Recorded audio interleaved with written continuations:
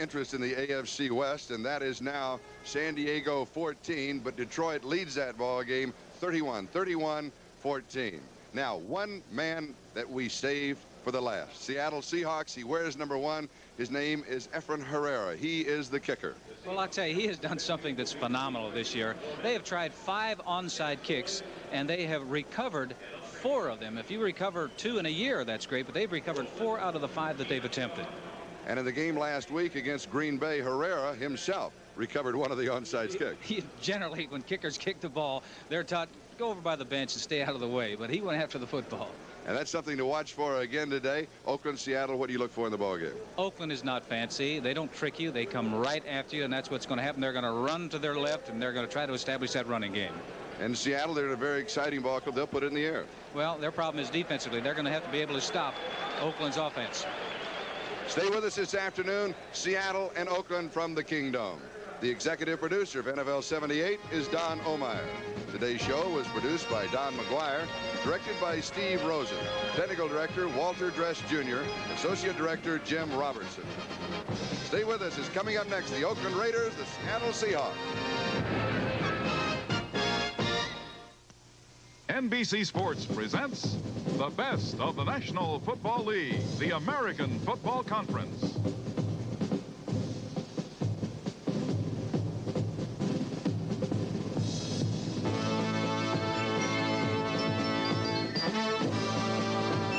Brought to you by New Schlitz Light Natural Pilsner Beer. Still less filling with a taste that's bigger than light. By Chrysler Plymouth, who invites you to see and compare Plymouth Volare, the solid, substantial midsize for $79. And by Allstate Insurance Companies. You're in good hands with Allstate.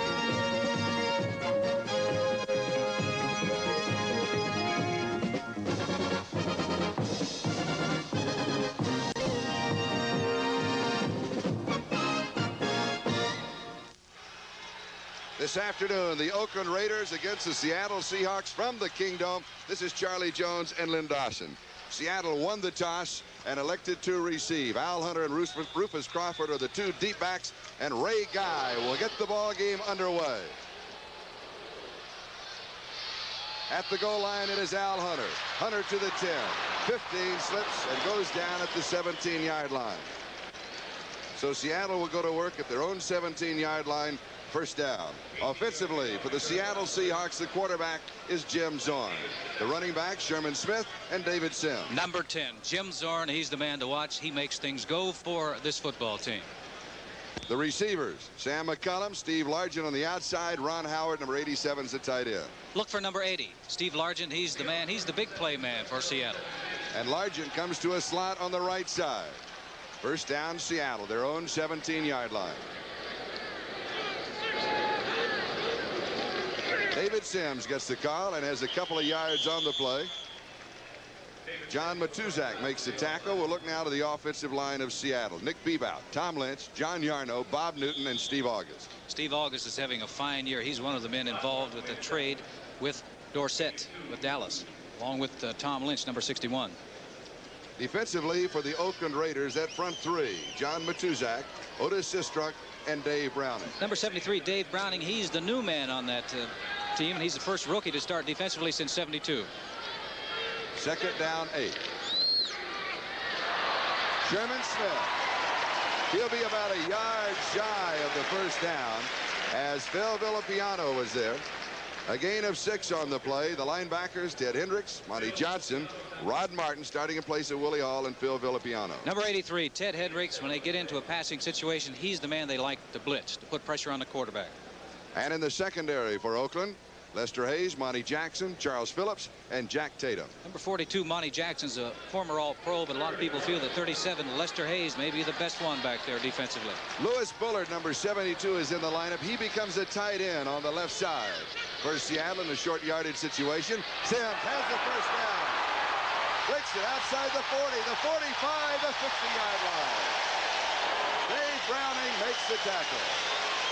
And we want to welcome those watching the San Diego-Detroit ball game. This game just underway. Along with Glenn Dawson, this is Charlie Jones. A pickup of 24 on that play as we look again. First short yardage situation, a big play by that offensive line, breaking number 35, David Sims, loose, and he is the #1 rusher on this football team, the second leading pass receiver, and he's doing much of this on his own. 24 yards. First down, 50-yard line. Jim Zorn, the quarterback. He fakes. Has all the time in the world. Comes back underneath to Sherman Smith. Smith slips 2 tackles. 41-yard line. He picks up 9. Rod Martin finally brings him down. 47. Sherman Smith has been out with an injury. He's been back a couple of weeks, but he really makes things happen for this football team. They feel that they really need him in that backfield because he takes a lot of pressure off of Zorn and also Sims. And here he's got all day in the world to throw the football. They're covered down deep, so that's why he's coming up short underneath. And here is running on your own, getting yardage on your own. Number 47, Sherman Smith, coming up with a big play. Now it's 2nd and short. 2nd down 1 at the Oakland 41-yard line. Sims, and he is stopped right at the line of scrimmage. His momentum carries him almost a yard. It'll be close to a first down. Officials spot the ball on the Seahawks side of the 40-yard line. It will be 3rd down and still around a half yard to go for a first down.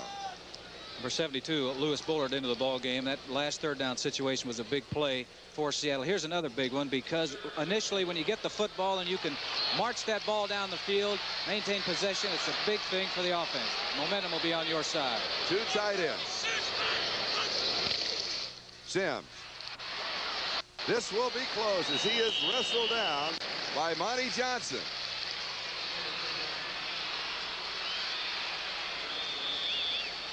The Raider defense has not been scored on in the first quarter this year. As we're nearing the halfway point in this NFL season, we will reach it later on this afternoon. They'll take a measurement here, Charlie, and if they are not, if they don't have the first down, I would not be surprised to see them go for it on the 40-yard line. They got it. First down.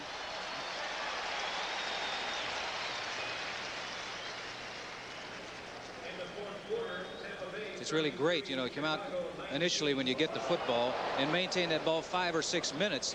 It really does something for your offense, and it does something to the opposition's defense too, believe me.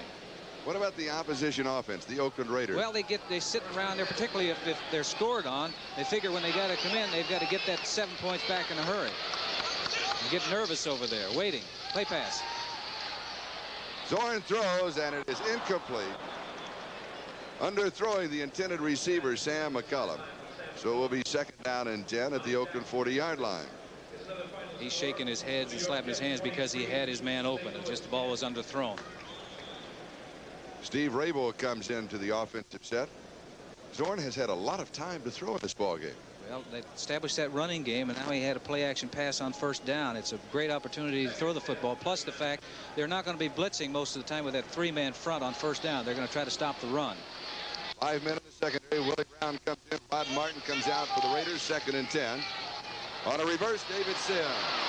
Sims back to the line of scrimmage, spins for a couple of yards, and that will be it. Coming over the top was John Matuszak to wrap up the tackle. And at the bottom of the stack was Phil Villapiano.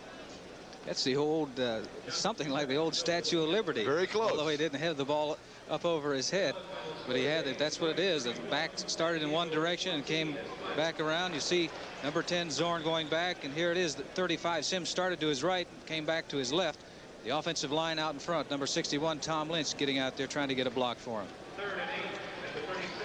Anticipating the pass, Mike McCoy and Pat Toomey are in the defensive line. 3rd down 7. No score early in the ball game. Zorn is pressured, and he will be sacked. That is the 13th sack on the year for the Oakland Raiders. And it was Pat Toomey who got it. Number 67, Toomey, he's put in a situation, a passing situation, doing what he does best, and that is rush the passer. Does an outstanding job of getting by the offensive man, getting a hold of Zorn, and you better keep a hold of him because if he gets loose, he's got the great ability to run with the football. Herman Weaver to kick to this man, Neil Colsey. #1 draft choice of the Raiders back in '75. Out of Ohio State. Excellent return. Weaver, 38-yard kicking average. And of course, here in the Kingdom, there is no wind, perfect conditions. He sails a beauty. Foot race is on, and the football wins it. Touchback will bring it out to the 20-yard line where the Oakland Raiders will go to work. We've got a timeout, 44 yards on the kick. No return. Back in a moment. This is Charlie Jones, Lynn Dawson, the Kingdom. For those of you watching the San Diego-Detroit game wondering what happened, well, we had a switching central area in Burbank. That's the official title. It was a mistake is what it was. I see. But I'm glad that you're with us because we've got a great one here this afternoon between the Oakland Raiders and the Seattle Seahawks as Terry Robisky gets the call and picks up around 3 yards on the play. Dave Brown makes the tackle. All right, now let's set the offense for the Oakland Raiders. The quarterback is Ken Stabler. Terry Robisky and Mark Van Egan are the running backs. Look for number 30, Mark Van Egan. He's going to get the call a lot today. Wide receivers. Cliff Branch, Morris Bradshaw. The tight end is Dave Casper. 87 Casper. When Oakland gets close to the goal line, he's the man they go to. 2nd down, 7. Oakland's ball at their own 23-yard line. Stabler gives off to Van Egan. Van Egan moves to around the 28-yard line. A pickup of 5 as Terry Beeson makes the tackle. That offensive line for the Oakland Raiders, Art Shell, Gene Upshaw. They're tough on that left side. Dave Dalby, Mickey Marvin, and Henry Lawrence. They're tough on the left side, but they're really happy with the right side, and that's because number 65, Mickey Marvin's doing an outstanding job, along with big Henry Lawrence, number 70. Raymond Chester comes in. Morris Bradshaw comes out. 2 tight ends on the set. 3rd down and 2. No score early in the first quarter of the ball game. Van Egan is stopped at the 29. It'll be 4th down 1. Keith Butler, the number 2 draft choice from Memphis State, was there for the Seahawk defense. So that means that Ray Guy will be coming aboard, and Rufus Crawford drops back in the neighborhood of his own 21-yard line, anticipating the punt of Ray Guy, who has a 41.9-yard average and is 2nd in the conference. That was a big series for Seattle. Their defense, they've been giving up over 151 yards per game rushing, and they know that if they have any hopes to win this game, they must stop the rushing game of the Oakland Raiders. Which I might add is not an easy thing to do. Sylvester with a perfect snap, and Guy gets off a beauty. Crawford fields it at the 25-yard line. He has 5. He fumbles. Seahawks recover. Keith Butler, we believe, is the man. Yes, it was Keith Butler who recovered the fumble. And Seahawks retain possession of the football. We'll take a timeout. 8:18 left to go. First quarter. We have no score in the Kingdom. Kick off a big day of football action with NFL 78, followed by an NFL doubleheader in most areas. It all happens next Sunday on NBC. Check local listings for the games in your area. NBC Sports. It was a 47-yard punt by Ray Guy. Well, last week all the breaks went against Seattle. This week maybe they're turning around in their favor because it ended up a good return for Seattle. Seahawks have the ball. First down on their own 39-yard line. Keith Butler with that fumble recovery. Sam McCullum comes wide to the near side. Steve Largent wide to the far side. The running backs are split. Fumble on the snap, and Zorn recovers it. Maybe I spoke too soon. Although he did recover his own fumble. This was a problem last week. 4 fumbles that they lost against the Green Bay Packers. Here's that snap. Well, he's just trying to get out of there in a hurry, and he did not get the ball from number 51, Yarno, the center. And always when you come to the sideline, the coach says, what happened out there? Whose fault was it? Depends on who gets there first. If the quarterback gets there first, he said it was the center's fault. And if the center gets there first, he said it was the quarterback's fault. On offense now, Rabel is in. 3 wide receivers. On defense, Willie Brown is in. 5 men in the secondary. 2nd and 11. Both backs in the block. Pass is complete. Steve Rabel fumbles it and recovers it and picks up a first down. Boy, that was a great throw and a great catch because number 24, Willie Brown, was all over 83, Steve Rabel. Good protection for Zorn. He gets the ball away. Look at there. You can see that Willie Brown is all over. The ball has to be thrown just right, and he does. Hits him right on the numbers. And once again, the ball is bouncing right for Seattle, but I don't think they would have called that a fumble anyway, because he was down when the ball got out of his hands. A gain of 11 yards on the play. First down at the Oakland 49-yard line. You know, Zorn has had an amazing third down situation throwing. He's completed, I think, about 70% of his passes. Sims in motion. Second back through is Sherman Smith. And Smith picks up back-to-back first downs. Monty Johnson stops him. A gain of 11 yards on the play. Well, we said this is an offensive team that's very explosive. They need number 47. What they're doing, man in motion, trying to spread out that defense. Now he's just looking to see what hole he can go in. A good hole up front. 11 yards and another first down. Oakland 37-yard line.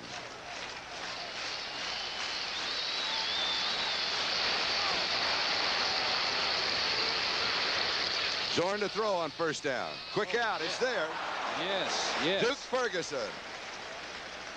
That pass has to be perfectly timed. That time it was. He threw the ball way before 89 Ferguson turned around. The ball was right there when he turned around. That's what you call timing, down to the perfection. A gain of 7 on the play, 30-yard line. It'll be second down and 3.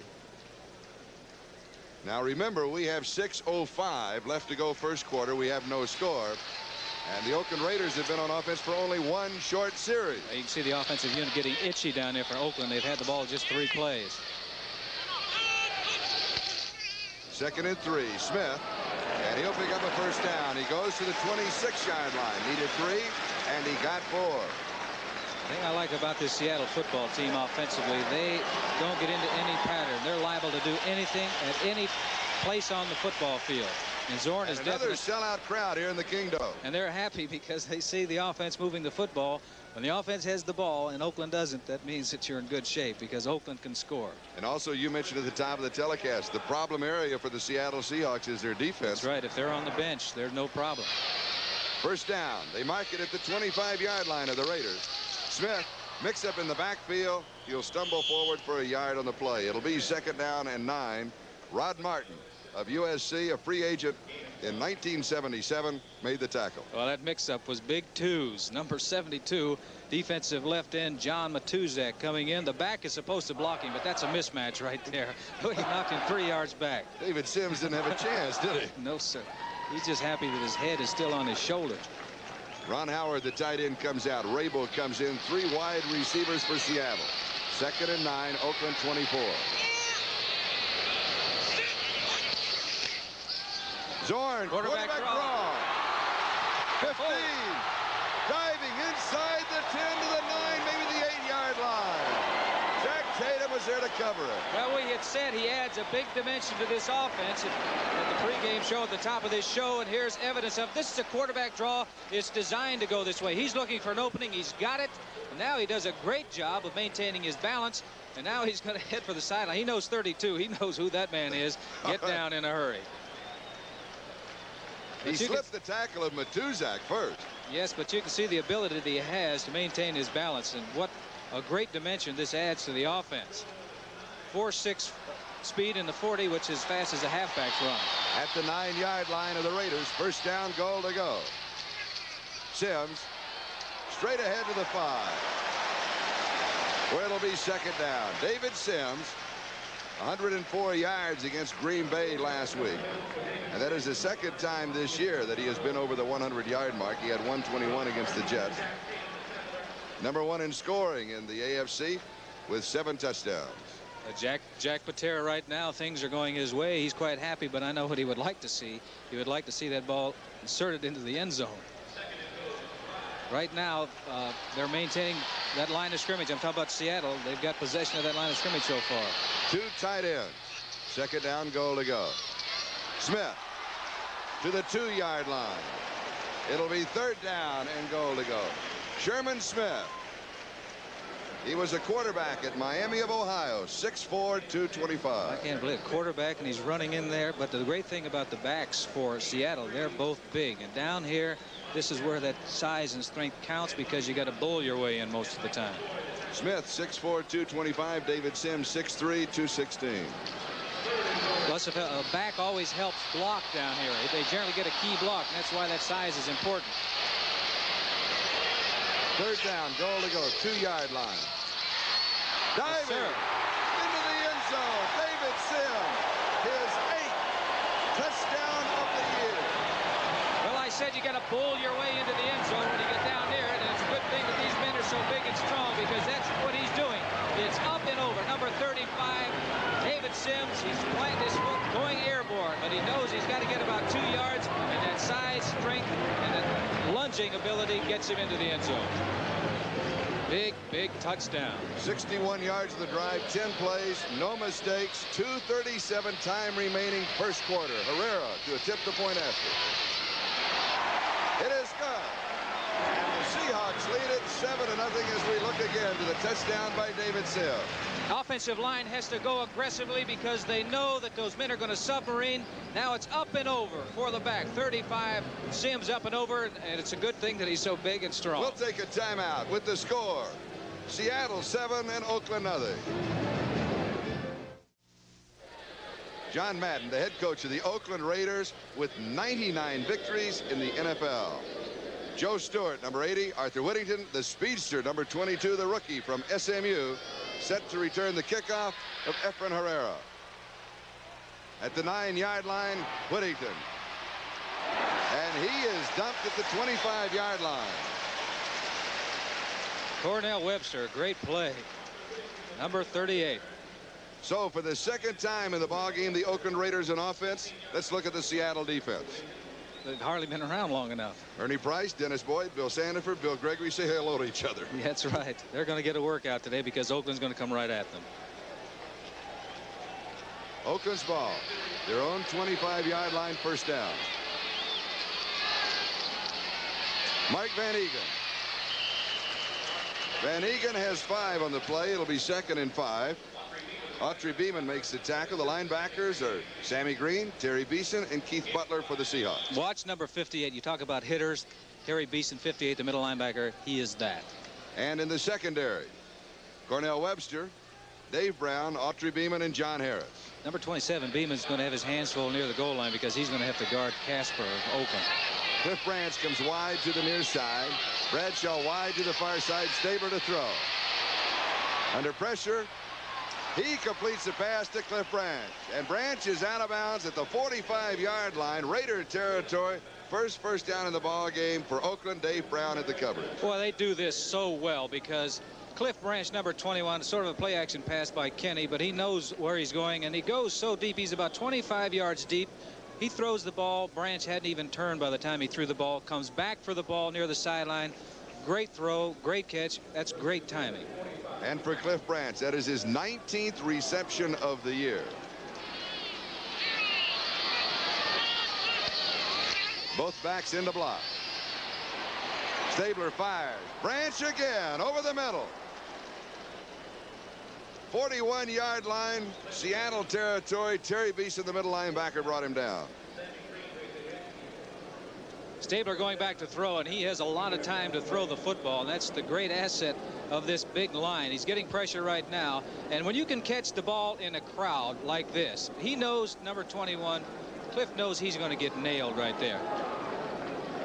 He knows he's going to get hit because that's the middle of all that traffic, because there are 3 or 4 defensive men around there. And he gets hit again. Tied, Seattle 41. Whittington is in the backfield. Going deep. It is incomplete. Morris Bradshaw, the intended receiver, and Dave Brown had excellent coverage on the 5-year veteran from Ohio State. Talking about Seattle's offense, and they'll do things. I should also mention that Kenny Stabler and the Oakland Raiders, they will do things. They'll throw that ball. Bradshaw does a great job for him because he gives him that additional speed on the outside. Today's telecast presented by authority of the National Football League, intended for the private use of our audience. Any rebroadcast or the use of this telecast without the express written consent of the Seattle Seahawks and the National Football League is prohibited. 2nd down and 10 at the Seattle 41-yard line. Seattle leads 7-0. Arthur Whittington, the speedster, gets only a yard to the 40. It'll be 3rd down and 9 as Peter Cronin brought him down. Let's go back to the touchdown by David Sims. We mentioned that for Sims, that is his 8th touchdown of the year. That is the first touchdown scored on the Oakland Raiders in the first quarter this year. Well, they've done a magnificent job. They must have had the football a lot, too. You credit Oakland's offense with that because they maintain possession of the football. They're down in 9. And now Fred Biletnikoff is in as a wide receiver. He goes to the far side. Bradshaw's in the slot on the far side, and Branch splits to the near side.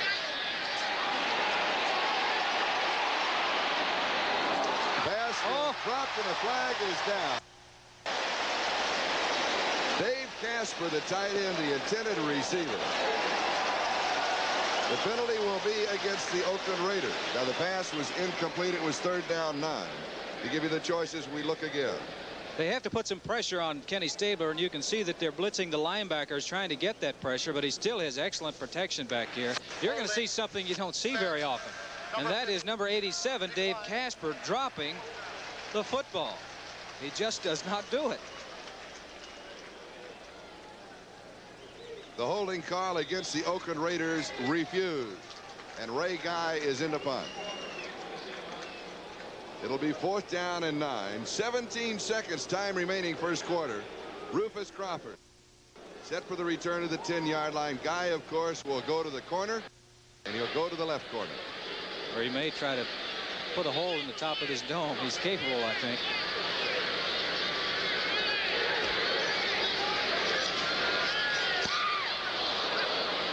He drills it at the left corner, and he just misses it. Goes into the end zone for the touchback. He missed out of bounds by about 3 yards. We'll be back in a moment with the score. Seattle 7 and Oakland nothing.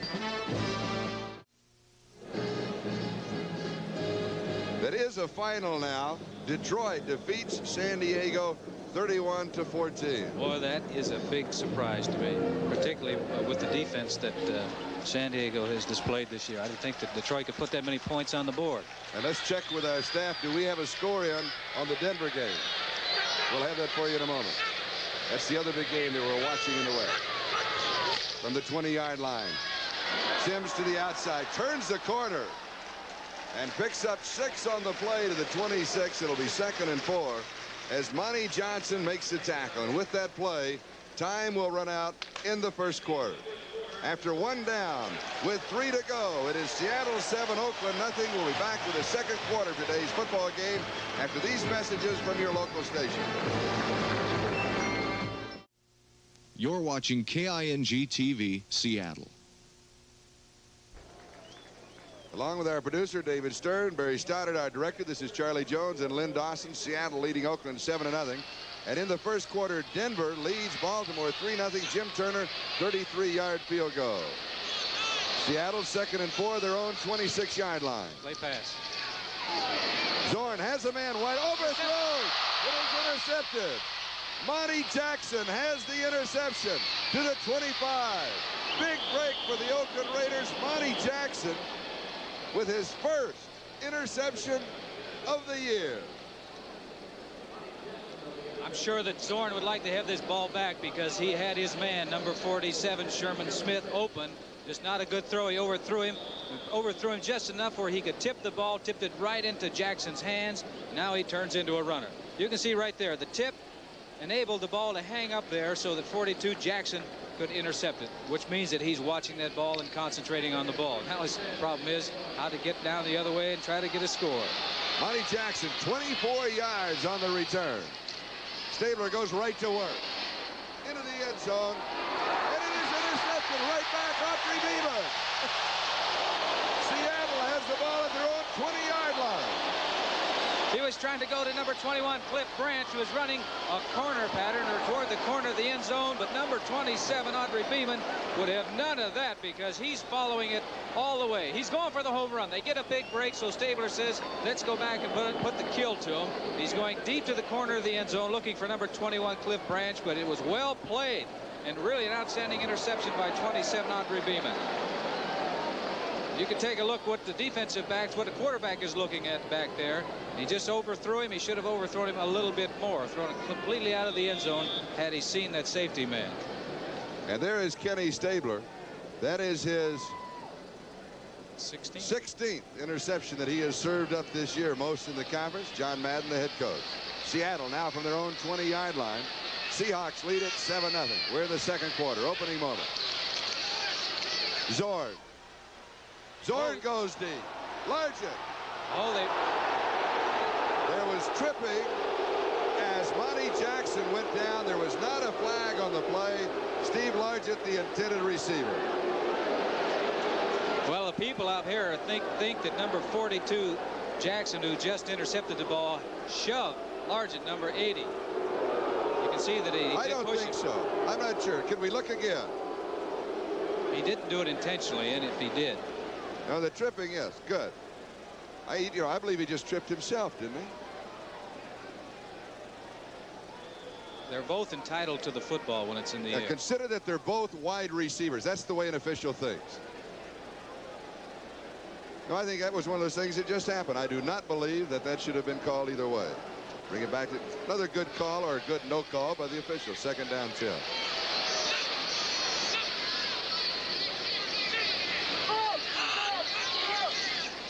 Zorn on the draw. Sims, maybe a yard.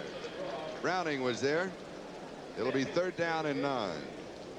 That play, Charlie, did a couple of things. One, it showed me that Zorn's got a good arm, that he can throw the ball a long ways. And secondly, what it's going to tell that Oakland defense, don't be snuggling up there in that 15-yard area when I'm going to throw the football, because I may go deep. So you better be alert for that.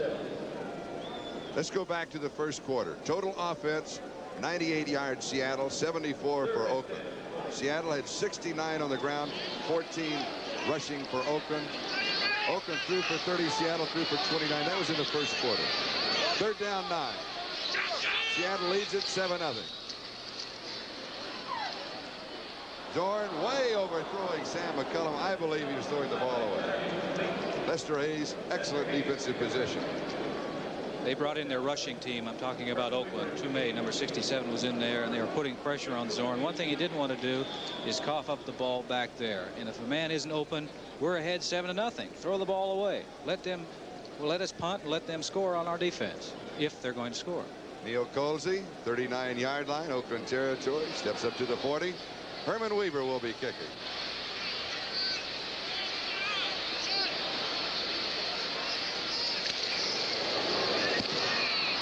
It's a beauty. Excellent hang time.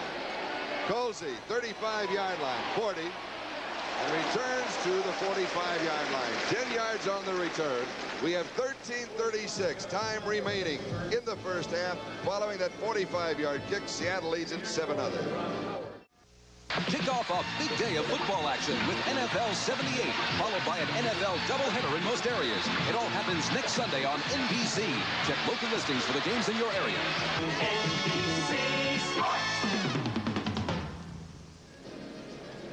In the NFL this afternoon, the first of the upset, and we have them every Sunday, the Giants defeating Washington 17-6. Oakland from their own 45-yard line, first down. Terry Robisky. Robisky picks up 7. 48-yard line of Seattle will be second down 3. Bill Sandifer makes the tackle. Let's go back to the other scores. I did not think that would happen. I did not. Detroit 31, that type of score. San Diego 14. Chargers simply cannot get it going. The Jets pick up a victory. The Cardinals, they have yet to win under Bud Wilkins. Mark Van Egan, and he is swarmed under. It'll be third down, still around 2.5 to 3 to go. Autry Beeman was there for the defense. Well, that defense of Seattle, I'm sure that they've heard all week long about the strength of Oakland running to their left. But Stabler likes to run to the left, and they do it so very, very well. So I'm sure that they're really psyched up about that. A couple more scores. A field goal and a safety at Cincinnati has yet to win. Like a baseball score. It does. Tampa Bay. Hey, they got some offense, didn't they? Oakland needs some offense right here. Third down 3. Is down. Stabler is down. That is only the 8th sack of the year for the Seahawks, and split it up between Sammy Green and Bill Gregory. Holding against Oakland. Well, we said at the top of the show and even before the show about Stabler's knees that he isn't able to move, but he didn't have much of a chance here because they're coming. Number 66 is Bill Sandifer. They have a stunt in the middle with those defensive linemen. He grabs a hold of Stabler, and it's all over. Another big play by that young defensive team of Seattle. Holding against the Raiders, refused. Ray Guy is in to kick to Rufus Crawford. Charlie, this is a different Seattle team this week than what we saw a week ago. Certainly is.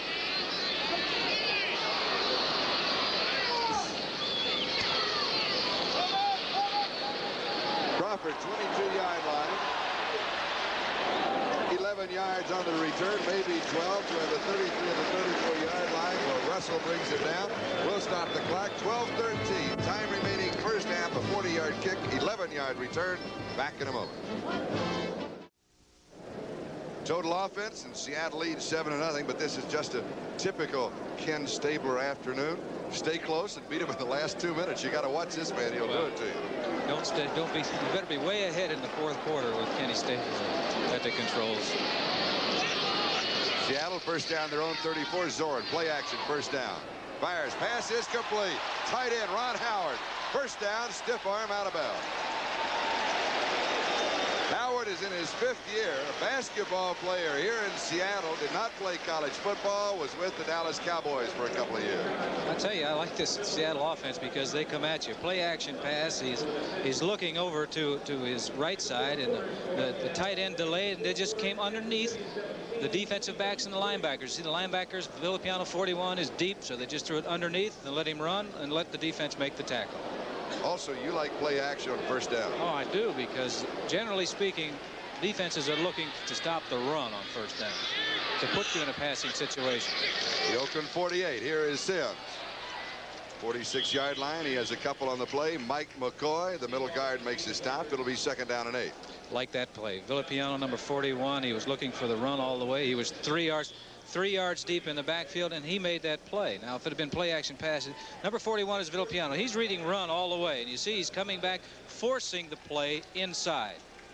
Doing a good job. He didn't make the tackle, but he did his job. Excellent coverage by David Stern, our producer. Barry Stoddard, our director, right on top of our replays today. That's true. Outstanding. 2nd down 8. Oakland 46-yard line. 11:23 time remaining first half.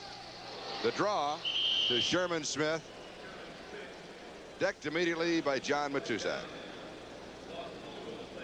Well, they were trying to sneak. They knew that going to throw the football, trying to sneak that back through there on a draw play, but that time it didn't work. 3rd down and 9. So Pat Toomey comes aboard for the Raiders, looking for the pass. Sam McCullum, wide receiver near side. Steve Rabel. Yeah, they have 3 wide receiver far side, along with Steve Larkin. Sims the remaining back. 3rd and 9.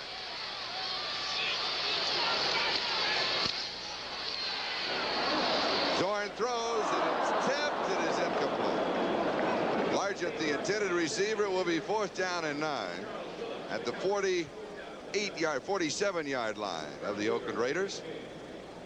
Good protection that time. The Stork, number 83, Ted Hendricks, came, but he had plenty of time to throw. The ball was just a little overthrown. A quarterback probably would say, well, if you get your hands on it, you should catch it. That would have been a rather difficult catch. Neil Colsey set to return the punt of Herman Weaver. In the first quarter, Seattle put together a perfect 61-yard drive in 10 plays.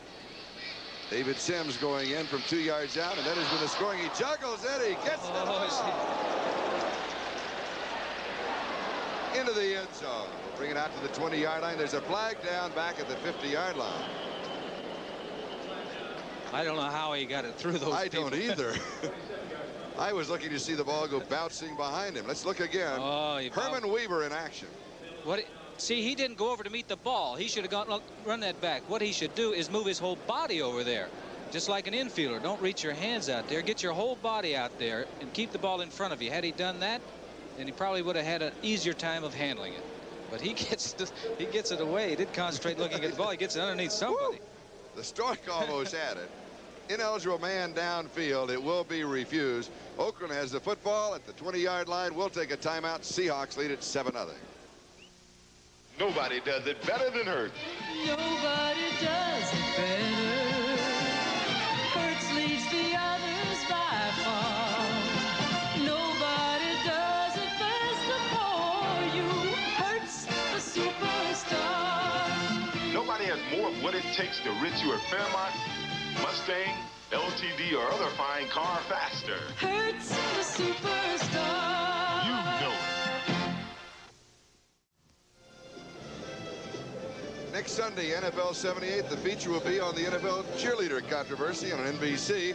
We will have a doubleheader. We'll start it off with a 1 o'clock ball game.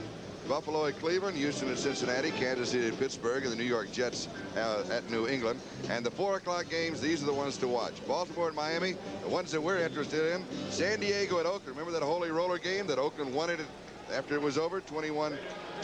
And Denver at Seattle, that's another sellout here in the Kingdom. Not after it was over, it's right on the last play of the ball game. All right, Kenny Stabler, 2 for 4, 30 yards, 1 interception, feeds out to Terry Robisky. And there's no place for Terry to go as Keith Butler is there to stop him at the line of scrimmage. Keith Butler was there to make the tackle, but number 77, Bill Gregory, he's the man that enabled him to make that play. And here's Robisky, who's had some problems with injuries, is hobbling off the field. We'll try and get a report on that left leg, knee, and or ankle. Arthur Whittington comes in, 9'4" speedster, the rookie from SMU, 5'11", 180 pounds. Stabler to throw, second down, lots of time. Intercepted. Seahawks have the ball. Peter Cronin has the interception. Second time that Stabler has been intercepted this afternoon. He had all the time in the world to throw. You can look at the protection that he's getting. Number 30, Van Egan, staying back there to help block. He was looking for Casper up to the right part of your screen. Now he's throwing it back to, looks like to Branch, 21, but he throws it right in the numbers of 57, Peter Cronin. Evidently, Kenny didn't see that linebacker at all because he threw it right in his stomach. At the Oakland 29-yard line, Seahawks have a first down.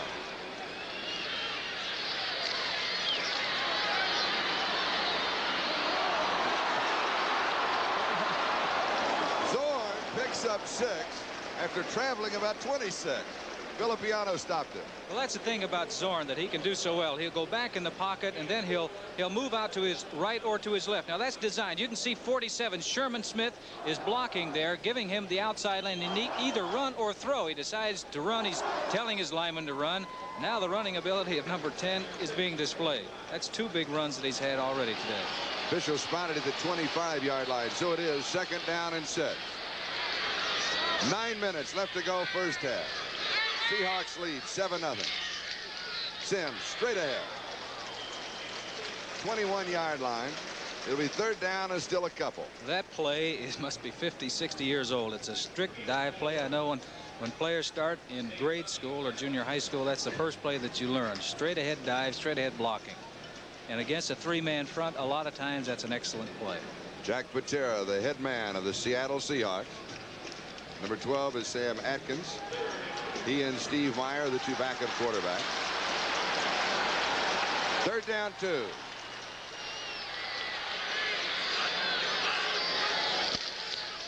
Sim. First. Flag is down on the play. If the penalty goes against the Seahawks, it will be the first flag dropped against him in the ball game. It is against Seattle. Indicated that it's offensive holding. By the way, here are the officials. Don Wedge is the referee. Frank Sinkovitz is the umpire. Gil Mace, the head linesman. Don Porter, the line judge. Al Jury, the back judge. Dick Ferguson, the side judge. And Bill O'Brien is the field judge. So bring it out to the 31-yard line. Holding, offense, number 72. Third down. Holding on Lewis Bullard. Third down and 12. Willie Brown comes into that defensive set, 5 in the secondary. Largent, McCullum, and Rabel, 3 wide receivers.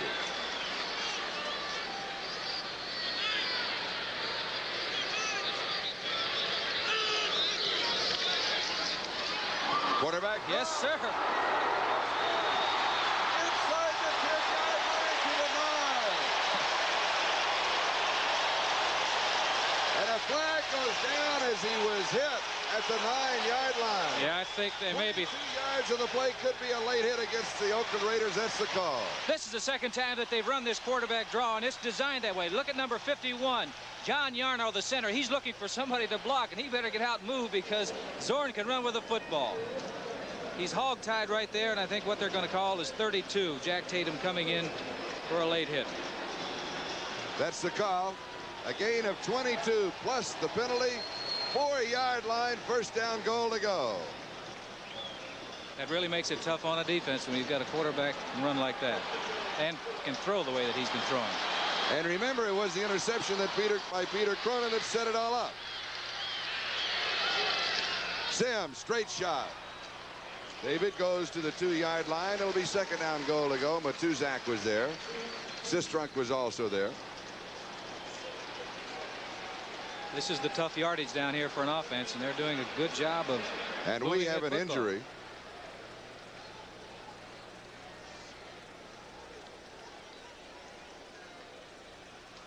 Dave Browning, we believe, is the injured player. The rookie taken in the second round of the draft from the University of Washington. And don't forget the football games next week on NBC, the doubleheader, the 1 o'clock ball games. Buffalo at Cleveland, Houston at Cincinnati, Kansas City at Pittsburgh, the Jets at New England. And the 4 o'clock ball games, these are the big ones. Baltimore and Miami, the ones with the interest on the West Coast, San Diego at Oakland, and Denver at Seattle. Here the score is Seattle 7 and Oakland nothing. The Oakland Raiders coming into the ball game tied with the Denver Broncos. Oakland's record on the year is 5-2. An update now on the Miami-New England game this afternoon. It is tied 7-7. Delvin Williams scoring first for Miami. Andy Johnson scoring in the second quarter for New England. 10 minutes to go in the first half of that ball game. It's a 7-7 tie.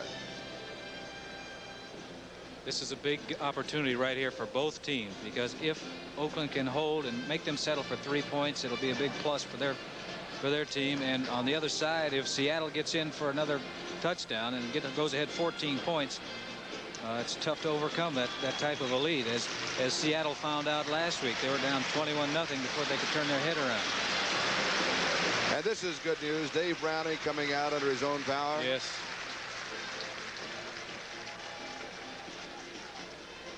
Be sure to stay with us at halftime. NFL 78 in New York will be updating all of the scores in the NFL this afternoon. And we had an injury report in on Terry Robisky. It is a knee injury, doubtful if he will return.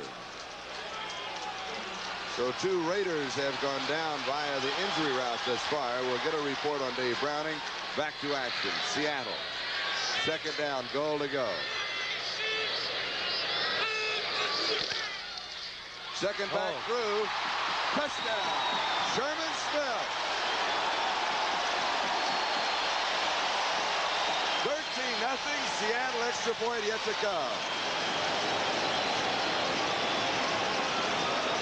Good hard running by the backs. Going straight off tackle, faking to the fullback up the middle, and he's just getting into the end zone right now, and he gets the ball over. The ball pops out of his hands, but all the ball has to do is get across that plane, that white line, and it's a touchdown. After that, the ball can go any place. Good play by Seattle. 29 yards in the drive. 5 plays. The interception set it up. Stabler has been intercepted twice in the ball game. Flag is down. The extra point was through the uprights, but a flag is down.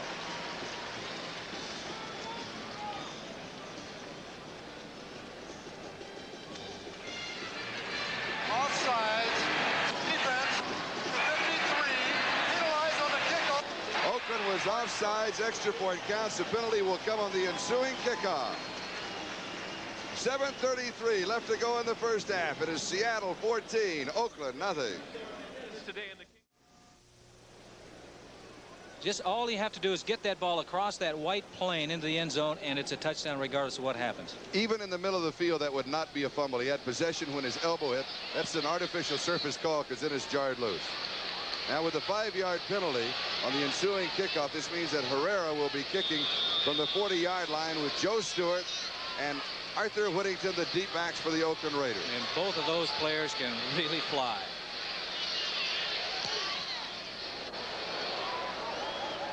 Whittington fields it at the 3-yard line to the 10, 50, 9-4 speed outside the 30 to the 32-yard line. 29 yards on the return. Keith Simpson stopped him for the Seahawks. The last time they kicked off number 38, Cornell Webster made a great play. Now he did something here that he shouldn't do. He's the outside man, and that's his area to the outside. Now he overran him, so he comes right back out to the lane that number 38 was supposed to be guarding and picks up some additional yardage. Oakland from their own 32-yard line. First down. Whittington carries. He moves out to the 39, a gain of 7. It'll be second down 3. Terry Beeson makes the tackle. Good news for the Oakland Raiders. The report on Dave Browning, bruised ribs, will probably return to the game. Good news. And in case you missed it, Terry Robisky has a knee injury, probably will not return to the game. We pointed out at the beginning of the show that the knee is the most important part of a football player's body. Have to keep your knees healthy. Stabler throws. Comeback pattern is incomplete. A flag is down. Bradshaw, the intended receiver.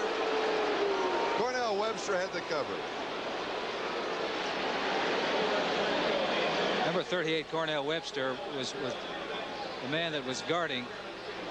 Stabler wants to get his time to throw, and this is a timing pattern. He's got to throw because pressure is coming back at the ball. I think he touched him there before. He wasn't going for the ball at all. He was trying to strip him, as you can see right there, trying to strip his arms of the football. From another angle right there, contact before the ball. Good call. Officials having a good afternoon thus far. Yes, sir. And, people here don't agree with that particular call, but it was a good one. They mark it at the Oakland 49-yard line's first down. Stabler sends now 5 on the pattern. He will be sacked. Second sack of the afternoon. Ernie Price got this one, and that is only the 9th sack of the year for the Seattle defense. Baltimore leading Denver 7-3. And this is a game, of course, that sets up next week's game, Denver at Seattle. It's a sellout right here. Fred Biletnikoff checks in as a wide receiver. Second down 15. The king of Stickum, number 25. You got 5 defensive backs anticipating the pass. Stabler throws. Pass is complete. Cliff Branch. Branch to the 40-yard line, picks up a first down. 16 on the play. Keith Simpson, the #1 draft choice out of Memphis State for the Seahawks, makes the tackle. Keeping his back in to make sure that Kenny gets plenty of time to protect. 59 linebacker Cronin coming in, but plenty of time to throw. And a good throw by Stabler, hitting Branch right where you're supposed to, right on the numbers. And once again, Branch is catching it in traffic. The responsibility of the remaining backs when he holds them in for maximum protection. Well, that responsibility is to pick up anybody that comes in, anybody who needs help. Van Egan, flag is down. Van Egan has 3, maybe 4 on the play. Keith Butler makes the tackle. Now, if nobody's coming, then what is nobody's coming, and he could be an outlet. He can check someplace, and so that the quarterback knows if he's in trouble, if he's got to get rid of the ball, there isn't any linebackers coming, that he can turn around and dump it off to that fullback or the remaining back.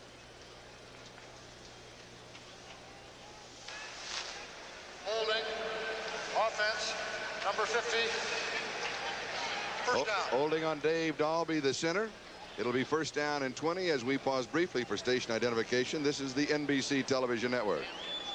You're watching Channel 5, KING TV, Seattle. Along with David Stern, our producer, Barry Stoddard, our director, this is Charlie Jones, Lynn Dawson, Kingdom, Seattle. Seahawks leading Oakland 14-0. Stabler throws, drop. Morris Bradshaw, the intended receiver. Cliff Branch has all 3 Oakland receptions in the ball game, 3 catches for 46 yards. Stabler is now 3 for 7. Kenny had all the time in the world to throw this ball, and I'm sure that number 81, Bradshaw, feels he should have caught it. You can see he's looking over the field.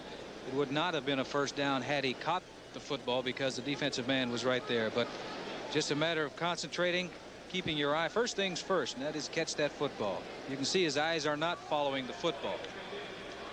Second down, 20. 3 wide receivers for the Raiders. Pete Banaszak is the remaining back. Banaszak picks up a linebacker. Pass is complete. A gain of around 14, maybe 15 to Fred Biletnikoff. Well, how many times have you seen that combination? Stabler to Biletnikoff, and I'm sure that you're going to see it many more times to come, too. You know what comes to my mind? Remember the dinner that we had before the New England game several weeks ago? And we were ordering the wine, and we turned to the waiter and said we would like a bottle of Fred Biletnikoff. And he said, what? He said, number 25. Had we Third down, 5. Been in Oakland, they would have known what we were talking about. Stabler throws. It is incomplete. Dave Brown was there for the defense. Cliff Branch exchanging pleasantries with Autry Beeman. Yeah, pleasantries. I assure you that isn't what they're talking about. There's a lot of swearing on the field, honestly. Not that much. You're too busy, really, aren't you? Yeah, I mean, you're going to say something to somebody, but they're all college graduates out there. They don't have to resort to profanity. And here's Rufus Crawford, a graduate of Virginia State. And Ray Guy to catch. Ray Guy can throw the football, you know, about 100 yards. They've yet to do it, but it'd be interesting to see him try. He goes for the corner once again, and once again he misses. He's off just a little to the right. It's a touchback. We'll bring it out to the 20-yard line, a punt of 35 yards. And the Seahawks will move on offense with Seattle leading by a score of 14-0 with 4:36 time remaining in the first half. And Dave Browning is back in the ball game on defense for the Oakland Raiders, number 73 at defensive right end.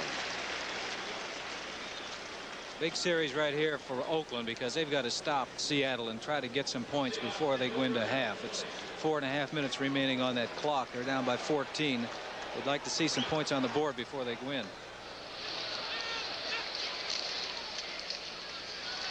Testerman in the backfield in motion. The give is to Sherman Smith. Ted Hendricks makes the tackle, a gain of a couple on the play. It'll be second down and 8. Testerman does not play that much, number 42 in his third year from Clemson, but is an excellent blocker. He's an excellent blocker, and that's probably why he's in the ball game, because they want to run the football. They'd be content right now not to score any points, although they're going to try to score some points. But what they want to do is get a couple of first downs, run out the clock, and keep that ball away from the Oakland Raiders. Mistake-free offense, very important for Seattle right here. This week they are. Last week it was anything but. Rabel comes in, 3 wide receivers. Zorn goes right to the air, drops it off the screen. Testerman, first down, 31-yard line. Rod Martin replacing Willie Hall at linebacker makes the tackle. Good job by the offensive lineman of Seattle getting out in front of number 42, Don Testerman. This is a safe pass. Now, Zorn was not going to take a chance of throwing the ball downfield and having it intercepted. Throwing a little screen pass. You can see Matuzak was going after the quarterback. Your 2 offensive linemen out in front. And their job is just go get somebody. Let the back worry about where he's going to run. Just enough for the first down. More importantly, the clock is still running. That's in favor of Seattle. 3:11 and moving. Time remaining first half.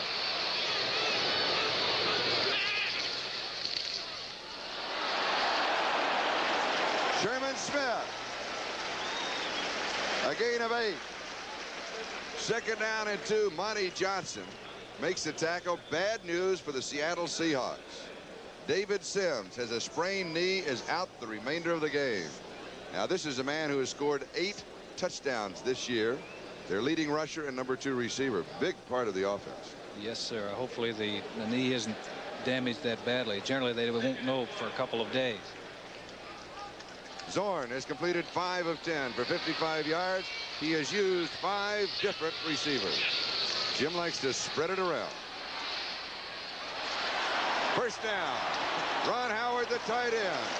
Near the 50-yard line, 49-yard line, Seattle. Rod Martin with a tackle. Well, play action pass once again. And just a moment ago, you mentioned the blocking ability of number 42, Don Testerman. And he's in the backfield, faking. Now he's looking to the left side, and he's just going to dump it off here to the tight end. You can see number 42. He's trying to help out his teammates. He's going to get a lick in right there. But it was a good play by the linebacker.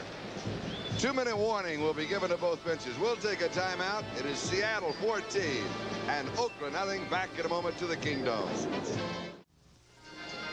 Number 73, Dave Browning, the rookie from Washington, defensive end with those bruised ribs, was back in the ballgame. He's now back on the bench and has been replaced by Pat Toomey. In first downs thus far, Oakland has 4, 2 in each quarter. The Seahawks have 13. From the Seattle 49-yard line, first down.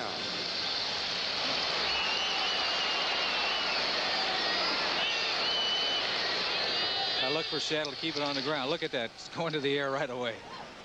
Has a man, hits him. It is Steve Largent. Largent to the 26-yard line. Monty Jackson, who has an interception in the ballgame, makes the tackle. Also there was Rod Martin, 25 yards of the play. I said I'd look for him to keep it on the ground, but I also said earlier the thing about this team is they could do anything at any time, any place on the field. First down, 50-yard line, you think, well, maybe they run the ball and get a couple of yards, maintain possession. But this team is offensive. They're not playing defense. They're playing offense. They're going for another score. Hitting his favorite target, number 80, Steve Largent. And be sure to stay with us at halftime. Brian Gumbel, NFL 78. Oakland 26-yard line. Timeout, Seattle. 1 minute, 12 seconds. Time remaining first half. You've been in a million conferences like this. What goes on? Well, he called a timeout at the line of scrimmage because he wasn't sure what was going on, or he saw something that he did not like. That's why he called a timeout. You go over and put it on the coach's shoulders. That's all. Because they're calling the plays. The plays are coming from the sidelines. Jerry Rome does a great job of calling the plays for Seattle. And he has the quarterback has an option to change certain plays if they get in particular defenses. It might have been that Oakland might have confused Jim a little bit, and the best thing to do is make sure you don't make a mistake down here. Let's go find out what we're supposed to do. You like the plays coming from the sideline? No, heavens no. Why not? Well, because I think it takes away from the leadership ability of a quarterback.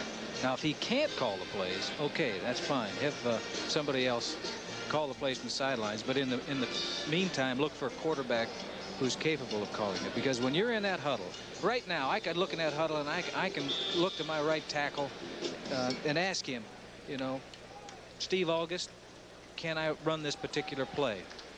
According to the way John Matuzak is playing you, I want to run this way, run off tackle. He might say yes, or he might say no, but we can run it this way. Now I got him involved in the game. Good point.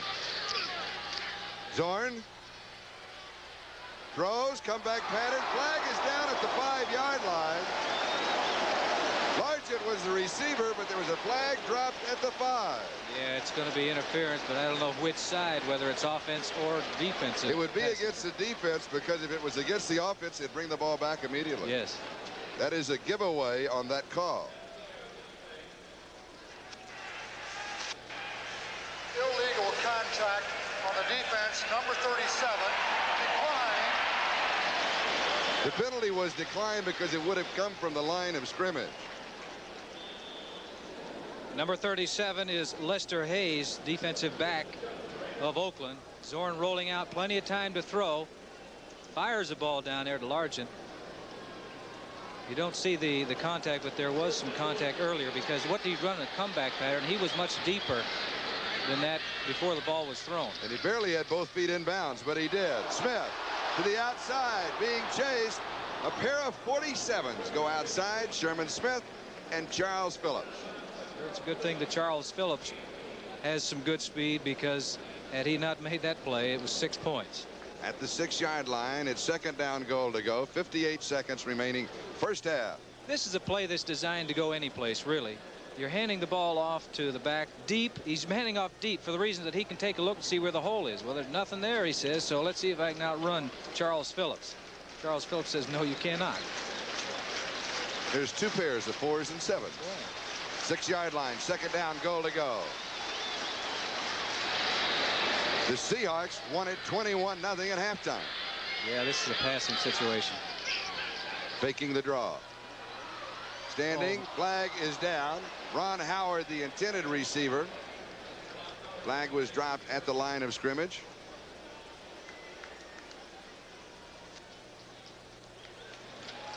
Holding against the defense. That carries with it a first down, splitting the distance to the goal line. It will go to the 3, and it will be first down and goal to go.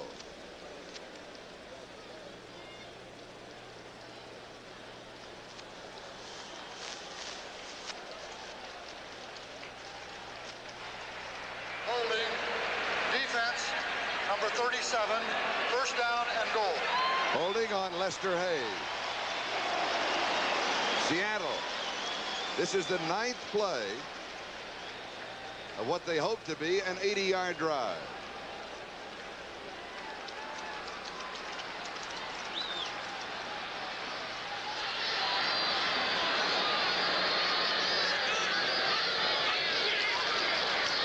Testerman is racked up as he goes over the top.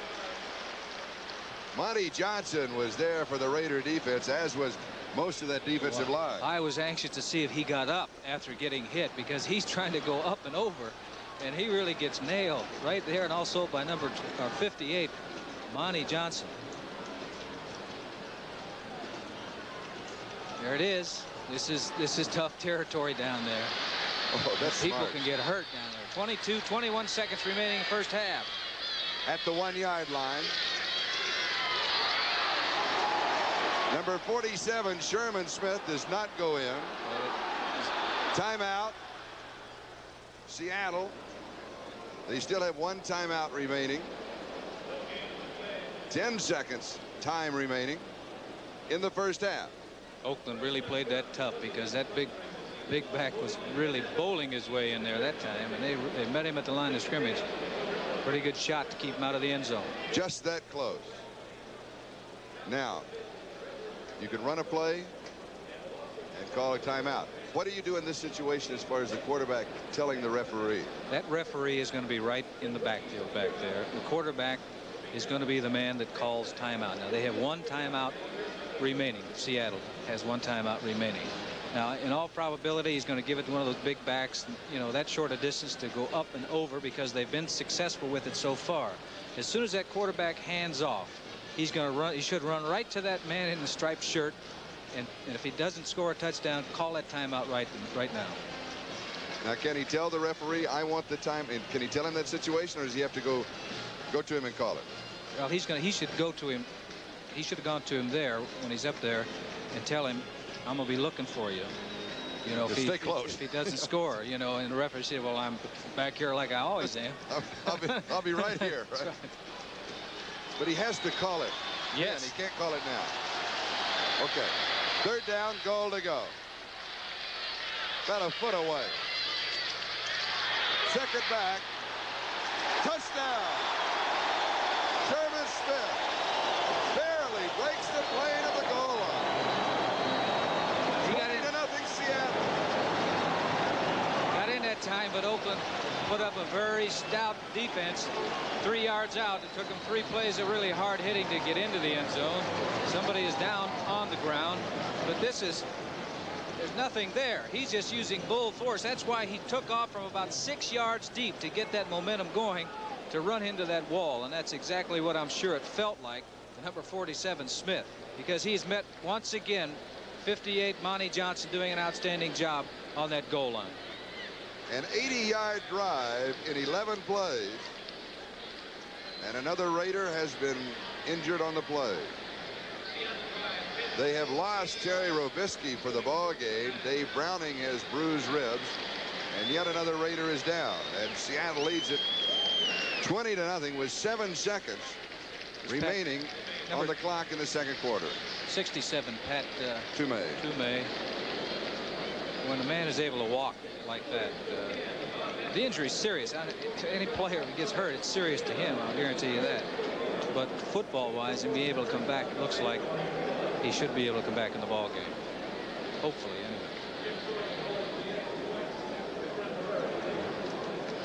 Zorn to Hull, Herrera to attempt the point after.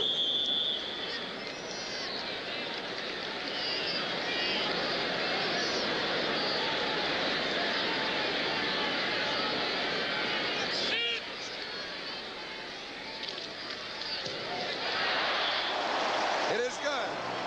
It is Seattle 21, Oakland nothing. 7 seconds left to go in the first half. And I'm sure Herrera's not going to onside kick it, but he's probably going to line drive this kick, hoping to squib it and have it bounce around down there. That's what he and Jack Matera are talking. Telling right now. Don't let him run it back. Period. You know, I don't care how you do it.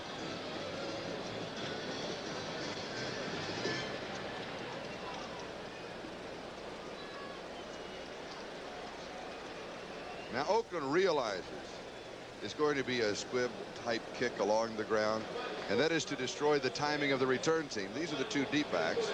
Number 80 is Joe Stewart. Number 22 is Arthur Whittington. But now the up backs are the ones that want to become very active, and that's what John Madden is doing. He is moving the up backs up. Right, he should. The deep backs also, they're up around the 7 or 8 yard line right now. They may edge up. Looks like Joe Stewart's up about the 12 yard line. Now back to the 10, but that's what they're anticipating. You see, Seattle would like to get one of those big linemen, give them the football that's in the middle of the field, because the chances of them running all the way are very slim. Oakland does have 3 timeouts remaining. You can see the ball, the way it's set on the tee, that it's flat. And it is covered by one of the linemen at the 46-yard line. Now that's number 34. Booker Russell, who is the 5th running back for the Oakland Raiders. The rookie from Southwest Texas. So how about this? I'll tell you, they didn't want to do that because what they wanted is Oakland not to have another play, but they've got 5 seconds, so they're at the about 45-yard line. So Stabler's going to go up top. He's going to get probably 3 wide receivers in the game and go deep and hope that they score, or hope perhaps there's an interference call or a tip ball. Yes, sir. He has to go deep. 5 seconds left to go in the first half. Maximum protection. He doesn't. He goes to Biletnikoff, who steps out of bounds as the first half comes to a close. It's halftime in the Kingdome with the scores: Seattle 21, Oakland nothing.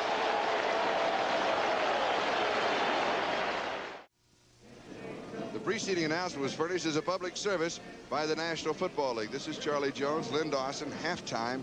Seattle dominating the first half. Well, we said at the top of the show, what has to happen is that defensively for Seattle, they were giving up a lot of yardage rushing, so they had to stop Oakland. They have done exactly that. Offensively, they're offensive.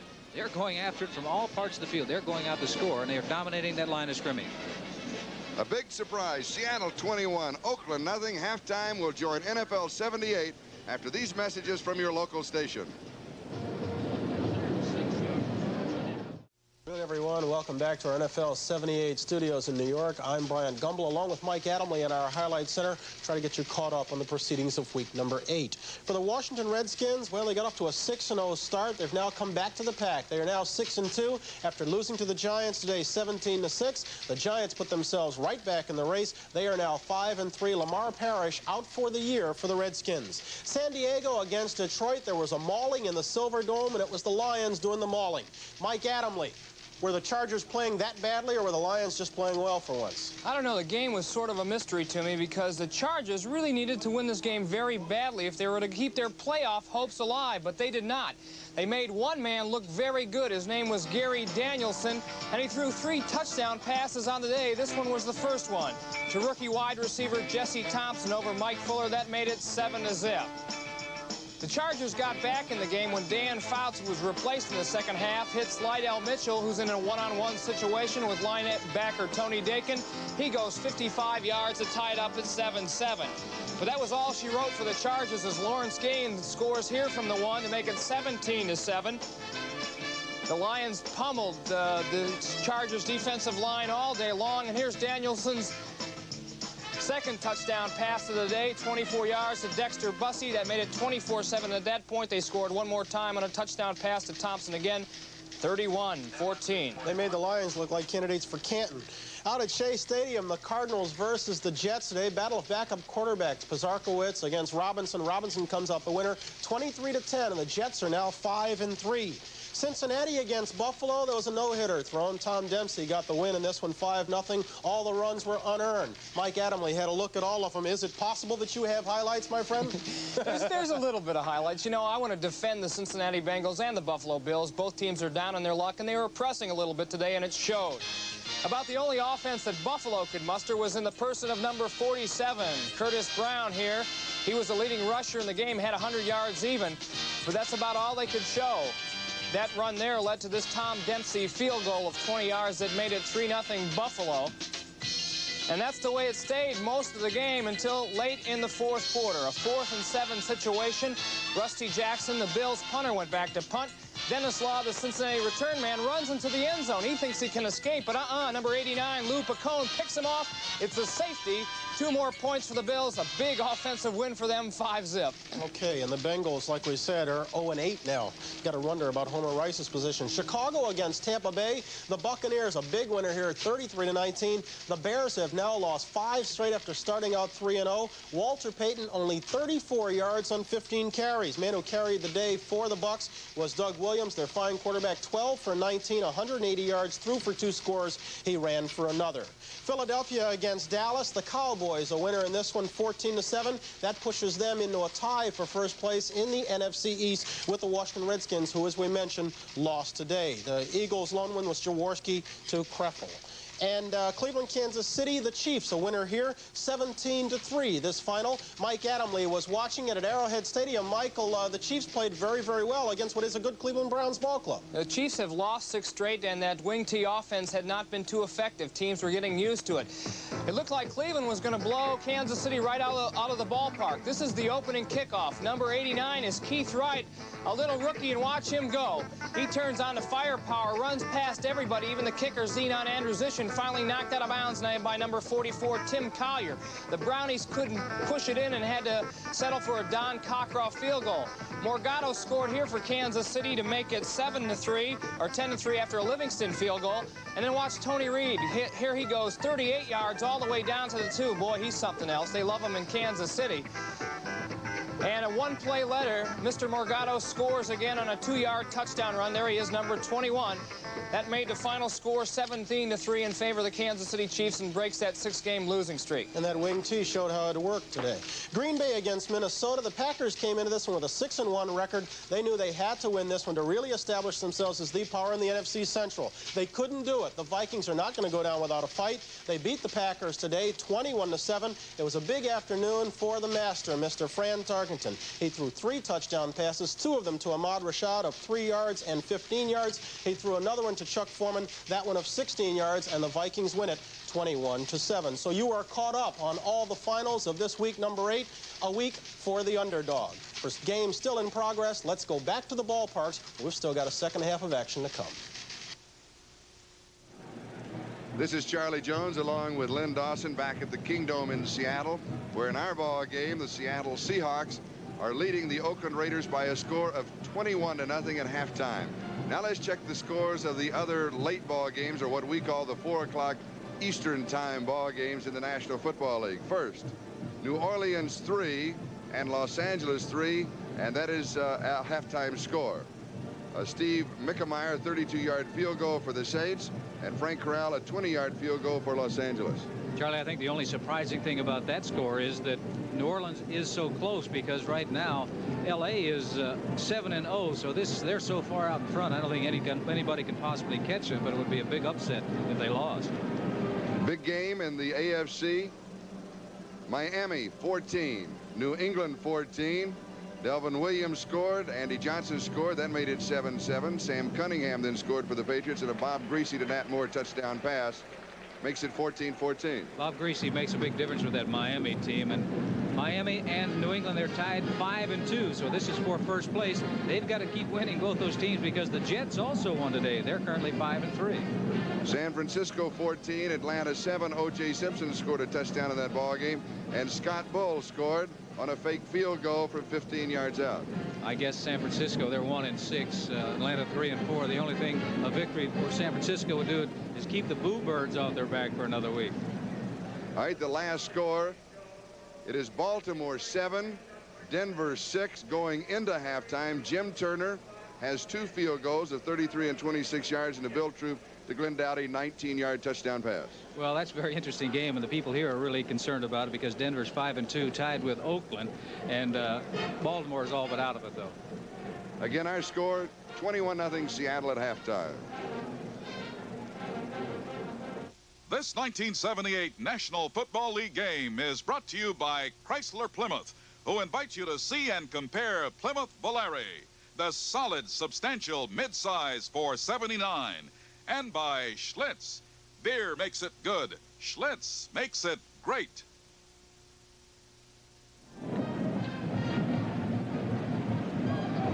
What?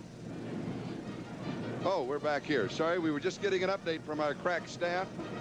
Can we have that? 17-14. New England now leads Miami with 2 seconds to go in the first half. David Posey, a 29-yard field goal. The Patriots leading Miami 17-14. 2 seconds to go in the first half. And they're tied up 5-2, their records. All right, we'll be back to the Kingdome in Seattle, Washington, as National Football League action will continue with the second half kickoff. The score is Seattle 21 and Oakland 0.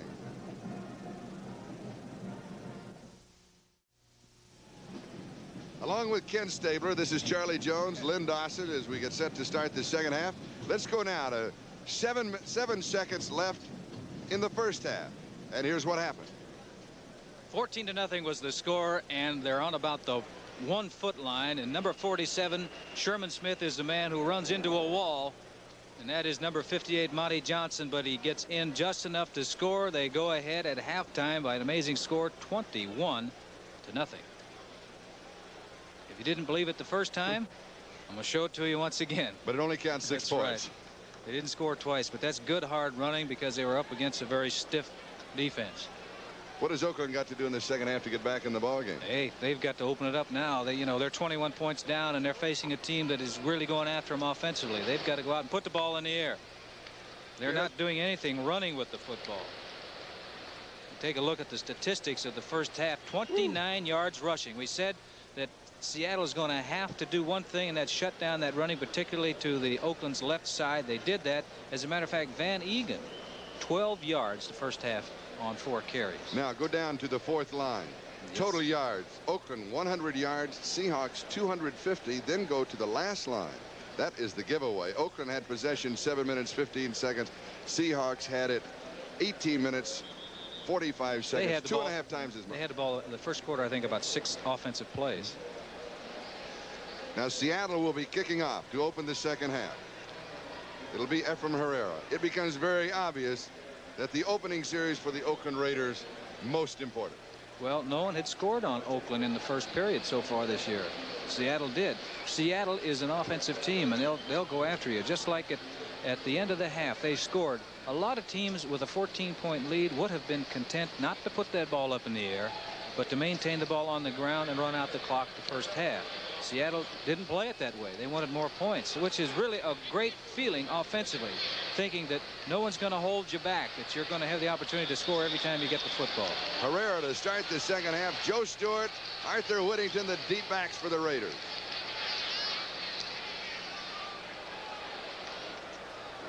Stewart at the 50, 25, 30.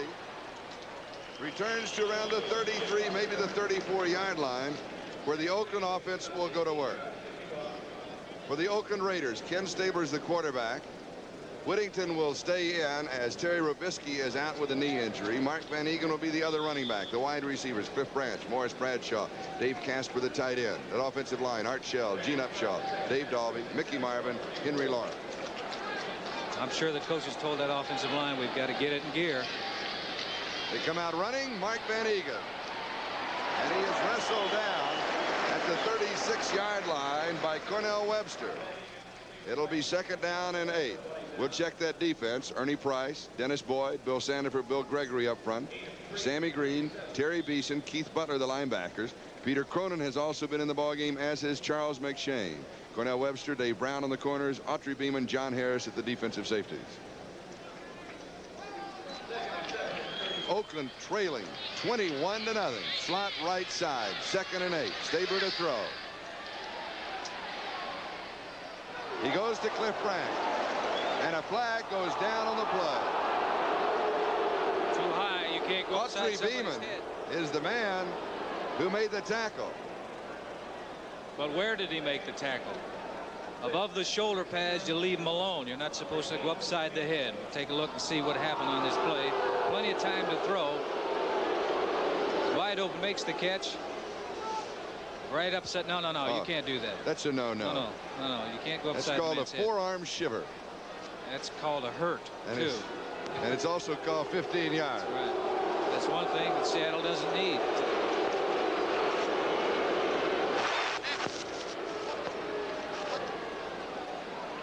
Well, we're having a little technical problem with our radio microphone for the referee, Don Wedge. It's a personal foul against Beeman. Now 1st down at the Seattle 43. Screen. Whittington. And he is dropped at the 45. You lose 2 on the play. It'll be 2nd and 12. Bill Sandefur was there. Well, that was a good play by number 66, Bill Sandefur, because you let that little back get loose. He's not really so little. He maybe, he's 180 pounds, and he can run with authority inside. But they had Casper out there trying to free him with a block. It's a quick screen just outside. 65, you can see him going out. But 87 was Casper getting in the initial block, but 66, Bill Sandefur did a great job of the old shoestring tackle. 2nd and 12. Sabres pass on target. Dave Casper, tight end. Peter Cronin makes the tackle. Haven't seen much of number 87 today receiving the football, coming across the middle on a pattern that he loves. He gets a lot of company. You can see 59 Cronin following him all over the field, because they're well aware of Casper, but he's coming up short, about 3 yards short of the 1st down. It'll be 3rd down. Casper's first reception of the ball game. And this is a man who had caught 25 for 355 yards before this afternoon. After today, we'll be at the halfway point, the end of the 8th weekend of this 16-game season. Here's Whittington inside the 30-yard line, has the 1st down. Now Arthur Whittington at SMU, 3rd all-time rusher. Ahead of him, Doak Walker and Kyle Rote. Pretty good company there. Pretty good company. There's a good play by Stabler. He's looking for the 1st down. He's looking to move that football because he needs points now. He doesn't have to get him in a hurry. There's 12 minutes remaining in the 3rd quarter. He's got plenty of time to catch up. But he's got to score now. He needs to get within 14, back in the ballgame. Got to get in, because this is a very explosive Seattle offense. Whittington in motion. Stabler looks to him, goes to him. 9.4 speed. Comes inside and is decked at the 25-yard line. Next time he'll go down the sideline. It's not so crowded. You asked me in the 1st half, if a lone back is back there, what does he do? Well, this is not a screen pass. This is an outlet. He's looking downfield. The man he's looking for is not open, so he gets it out to number 22, Whittington. He knows he's out there. He's just standing waiting. That's his purpose in that particular play, is to stand out there, but maybe he'll cut to the outside. Should he not go outside? Well, I think he may the next time. Because he draws a crowd in a hurry. 2nd down 6. But running against the grain is the way you pick up big plays, big yardage. Stabler. Casper Flag is down. Pass is incomplete. Flag dropped back at the 31-yard line. Autry Beeman had the coverage on Dave Casper. We had Dave Casper isolated. The number 2 scorer in the conference with 6 touchdowns. Well, plenty of time for Stabler to throw, and what it is, he's well covered. It's an old out and up pattern. He's well covered, but Stabler feels number 87 is so good that I'm going to throw the ball up and give him an opportunity to outfight him or out jump him for the ball. Unfortunately. Now, if the microphone works, here's the call.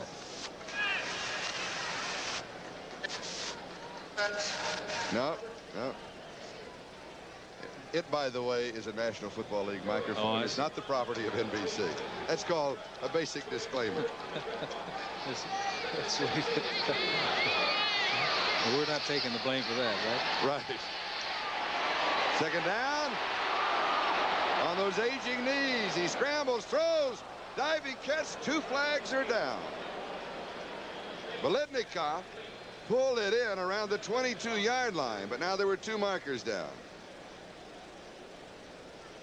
Stabler has now completed his first 6 passes of the second half.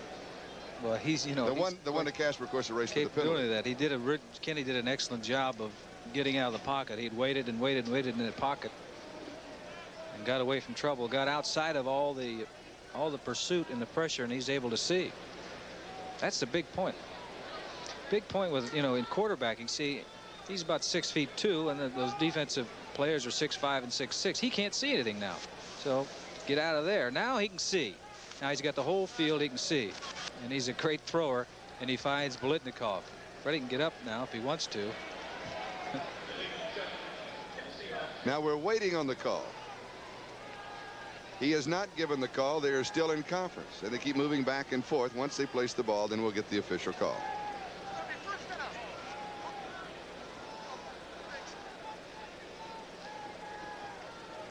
It's going to be a first down, so the penalty is against the Seattle Seahawks. What would you think?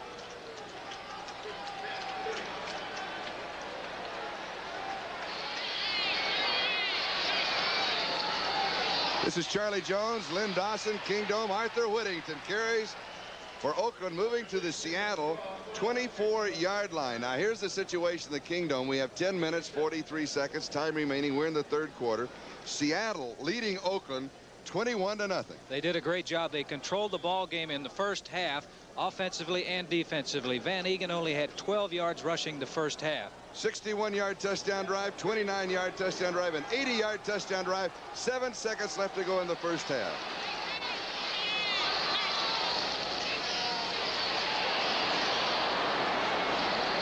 Mark Van Egan carries for the Oakland first down. The Raiders getting right back in the middle of this ball game. Mark saw something that he hadn't seen all afternoon. I'm talking about a little daylight. That's the first hole that he's had to run through all afternoon. He did 4 carries the first half, just 12 yards. Now, you can stop this man. You can stop him. You can stop him. But pretty soon, if he finds a little daylight, he's going to get through and gain some yardage. Good blocking by number 63, Gene Upshaw, and 78 Shell. 16-yard line, first down. Stabler's pass. Intercepted. John Harris has the football. On a tip. The rookie from Arizona State. His 2nd interception of the year for the Seattle Seahawks. Their 3rd interception of the ball game. Well, you can't blame number 12 Stabler for this one because it's a delay pattern. He's delaying, coming underneath the coverage, and hits him right where he's supposed to. It hits his knee, and of all places, bounced straight up in the air. The only one there is the Seattle defensive man, John Harris, number 44. Talk about bad breaks. Oakland has definitely had them this afternoon. Good break for Seattle, and it was a 9-yard return by John Harris. Right there, hit his knee and bounced straight up in the air. He actually made a good one-handed catch. So when we come back to play, the Seahawks will have the ball on their own 11-yard line, and they will have a first down. 9 minutes 35 seconds time remaining, 3rd quarter. Bad break for the Oakland Raiders. Really Good bad break because for the they Seattle were moving Seahawks. the football and they needed to get a score. They needed to move in and get a score and change this football game around, change the momentum around. Now they're faced with a situation that is demoralizing to a degree, but that is not going to bother the Oakland Raiders. They've been through this many, many times. Sherman Smith and Don Testament are the running back.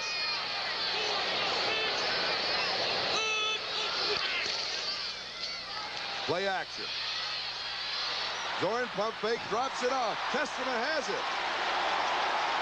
Fights his way. A super individual effort, taking Rob Martin with him. And a first down in round.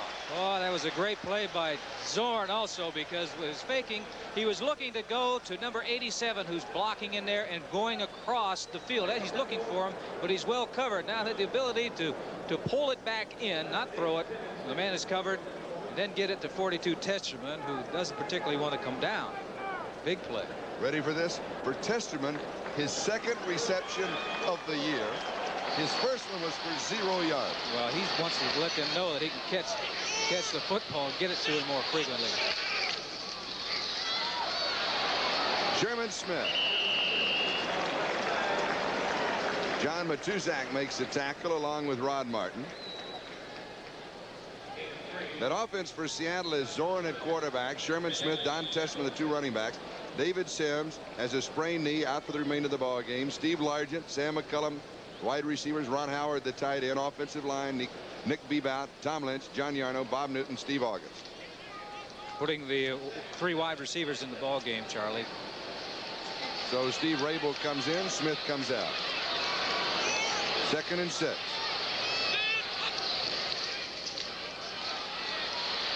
Screen. Nobody to screen to. He's got to go. He's got to run himself. Flag is down. He will lose yardage on the play. I believe it was Testerman that he wanted to throw to in the screen. Testerman got knocked down. It's good defensive play when the defensive man reads it's the screen. Don't let the screen man out. The flags are flying back and forth. John Madden is helping the officials, calling for a clip. See what the call officially is. It will be against the Oakland Raiders. They place the ball out at the 32-yard line.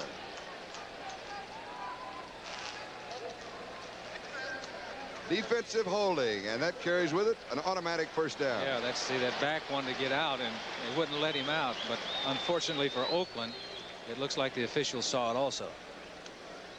Seattle, their own 32-yard line. That defense is John Matuzak, Mike McCoy, Pat Toomey up front, Ted Hendricks, Monty Johnson, Rod Martin, and Phil Villapiano.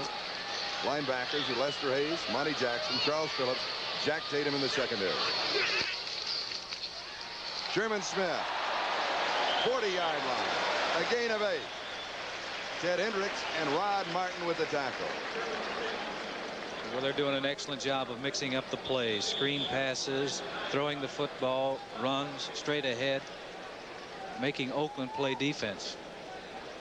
Make them guess. That's the secret for a good offensive team, is make that defense guess what you're going to do. Don't let them dictate to you what you can do. 2nd and 2. Third quarter, 7 minutes, 20 seconds left to go in the period.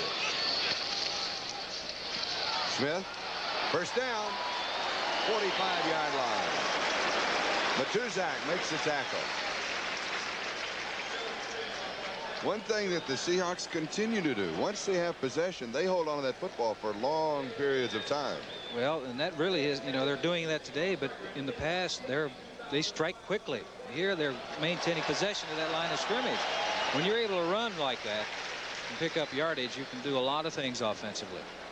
That opens up the passing game. When you get a defense concerned about one thing, they're thinking about that, you're more apt to be able to be successful in some other area. Zorn has shown play action on first down. He shows it again. Largent.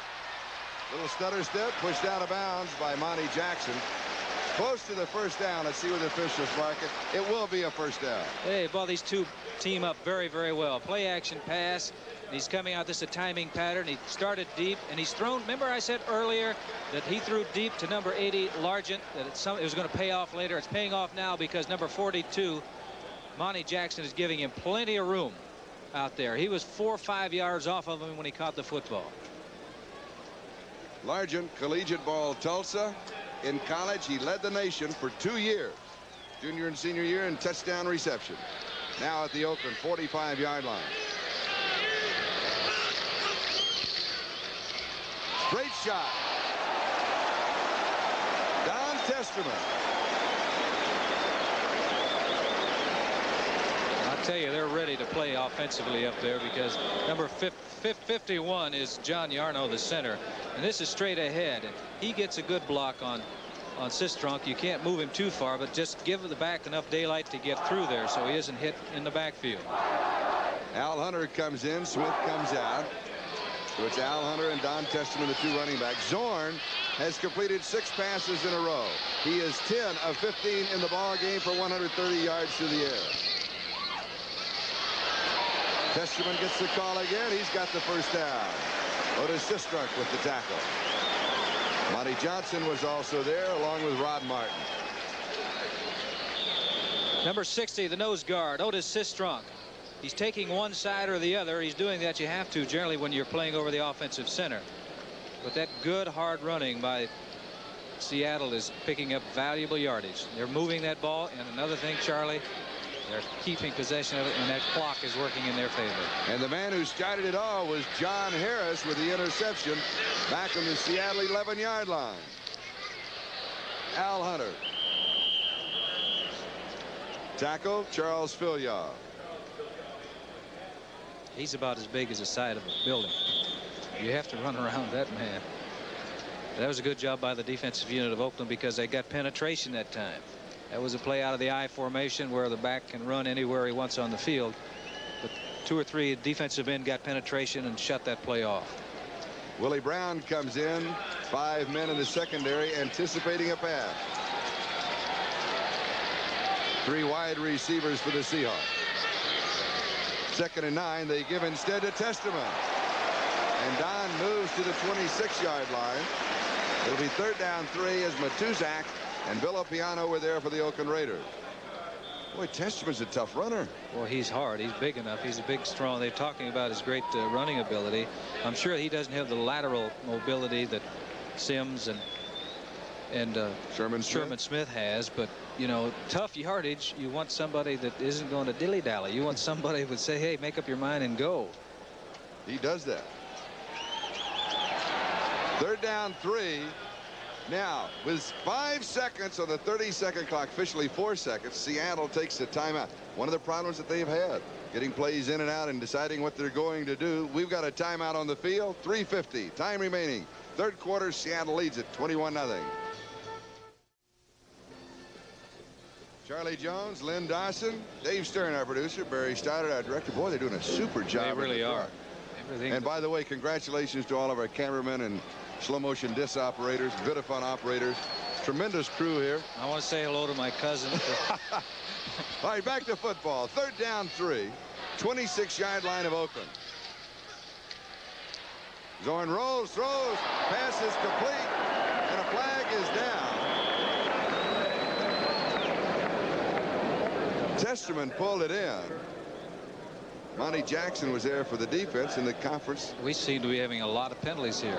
Offensive pass interference. Zorn had to throw that, I think, underneath the Stork, 83. That Hendricks was coming in there. Well, that's no way right. you can throw over. Ted 6'7", 220. No, go underneath, right? They get into a lot of passing situations Oakland likes to bring.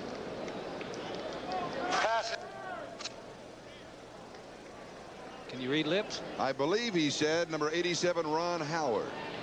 Well, the tight end. That's a guess. We pause briefly for station identification. This is the NBC television network. This is Channel 5, KING-TV, Seattle. This is Charlie Jones, Lynn Dawson, 3:42 time remaining, 3rd quarter in the Kingdome. Upset working, Seattle 21, Oakland nothing. 3rd and 13, quarterback draw, 3rd time. He has called this play, and it has worked all 3 times. Jack Tatum makes a tackle. I started to say gutsy call, but it came from the sideline, didn't it? That's right. As you said, this is the 3rd time that he's called this play. It's a quarterback draw. Now he goes back. The backs get out of there, hoping to get the linebackers out into pass coverage. Now the great running ability of Jim Zorn comes to be. But, you know, the thing is, the more you run, the more times you expose that body to being punished. And there are some defensive people back there that do not like quarterbacks running with the football. 4th down and 1 at the 24-yard line. 2 tight ends. Actually, 4th down about 1.5 yards. It's a long one. We've got flags. Oakland jump. They may have been pulled. Let's wait and see. Testerman carries, and he is close to the 1st down. Does not have it by a large margin. If he has it at all, offsides Oakland, it'll be a 1st down. Very good call by Jim Zorn. I say call because what he did, he changed his cadence down there. He altered it. Took longer for the ball to come. You see Matuzak to Tuzak is moving. You can see that the 2 of the defensive men of Oakland moved on the play. But he's changing his cadence, his rhythm, which is generally veteran quarterbacks will do that, and you don't find that too often in a young quarterback. But I think that this young Jim Zorn is maturing rather rapidly. He's a young veteran, isn't he? Yes, he is. He's a good one. 19-yard line of Oakland, 1st down. 2 minutes, 44 seconds, time remaining. 3rd quarter. Seattle 21, Oakland nothing, and here come the Seahawks again.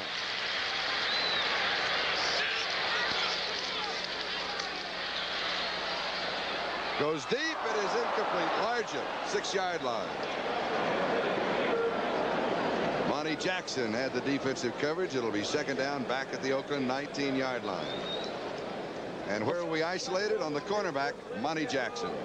All-Pro number 42, Monty Jackson. He's got his hands full with number 80, Largent. Good move there. Gets right up to him. Now the ball is on the way because the timing is excellent. But that is great coverage. The ball is thrown high, and Jack Tatum coming in. He always is there, isn't he? He's always around. Hey, that's his territory. You get in the middle, you're going to run into number 32, Jack Tatum. Monty Jackson with an interception in the 1st half and a 24-yard return. 2nd down and 10. Flags are down. Sherman Smith. Testerman moved before the snap of the ball. It'll be 5 yards against Seattle. Now I've got a question. 1st half we had very few penalty flags until the last couple of minutes. And all of a sudden the 2nd half, it's flag day again. What causes that? Well, Oakland is 21 points down for one thing, and they've got to make things happen. When you do that, you get over anxious sometimes and make mistakes that you ordinarily would not make. Illegal motion. That's the call. Don Testerman, number 42, with the illegal motion that Lynn picked up. He's moving right there, just a fraction before the count. I said that Zorn did a great job of changing the cadence on that 4th down situation. Good thing that he didn't do it to his men. It'll be 2nd and 15. The Oakland 24-yard line. Point of reference, they are within field goal range for Herrera.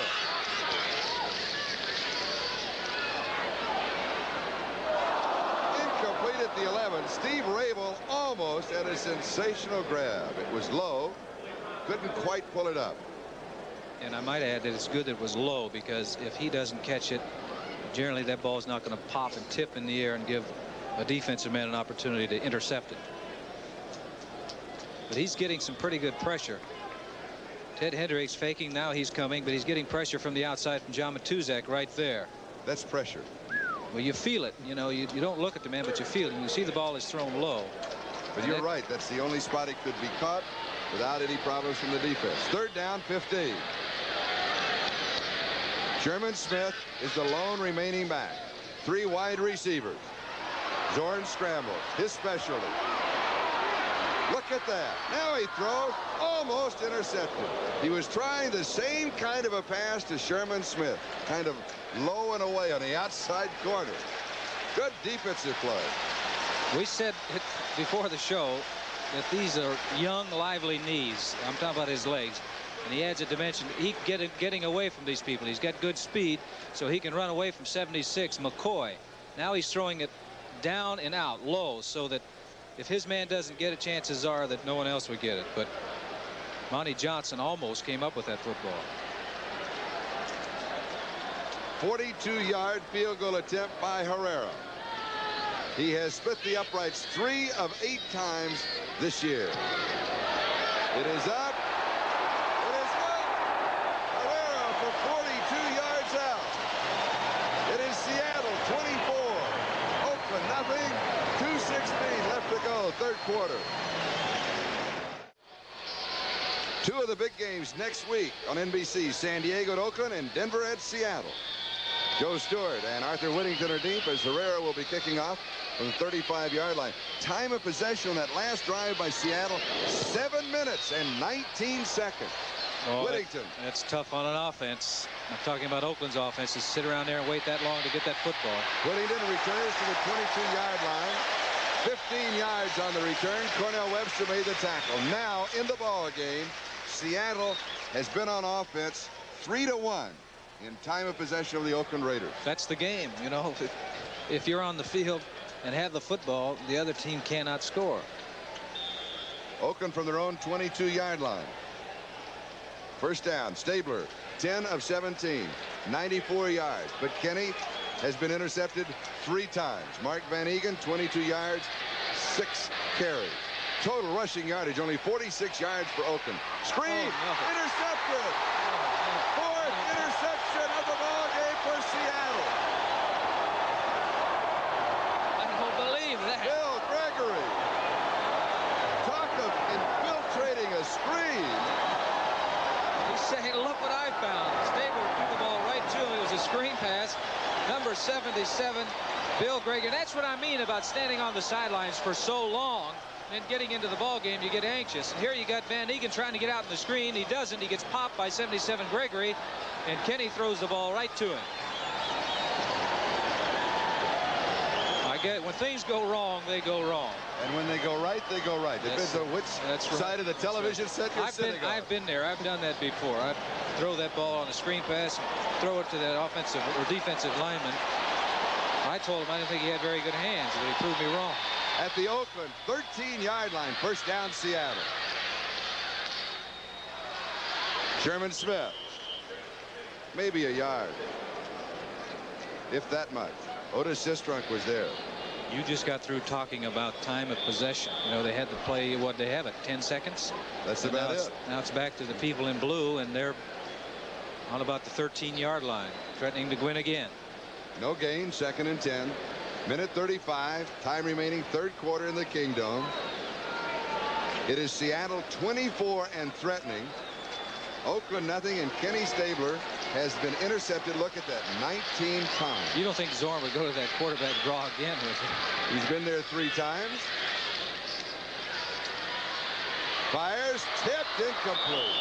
Oh. Charles Phillips. Oh, that was a quick 6. Was 6 points, unless Zorn might have had the speed to run him down, but that was 6 points. He was trying to throw the ball to 83. Rabel. It's a timing pattern. And 47 Charles Phillips played this ball very, very well. Villapiano coming in, putting some pressure on, but he had plenty of time throwing the ball down and out. Right there, mister. If he gets his hands on that ball cleanly, he's straight up the sideline. Nothing, but it used to be grass, but now nothing with this carpet in front of him.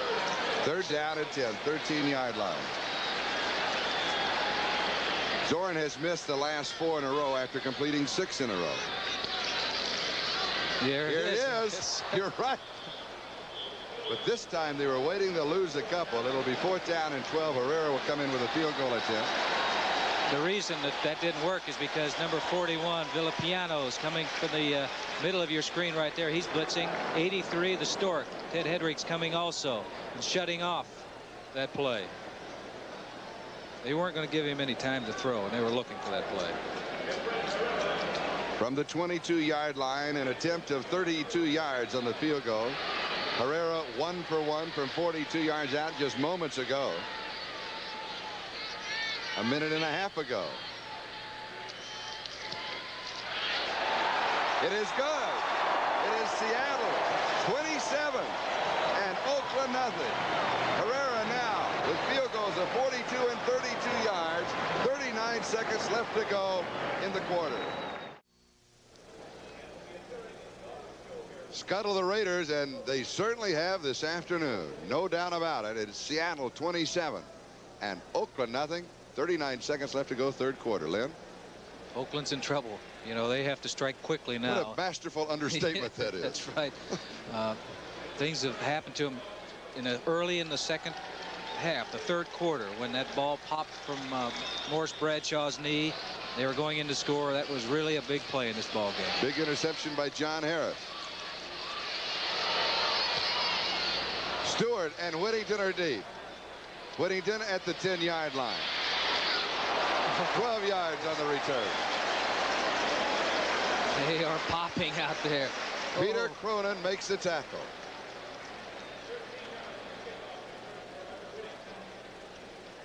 Oakland has to get something going.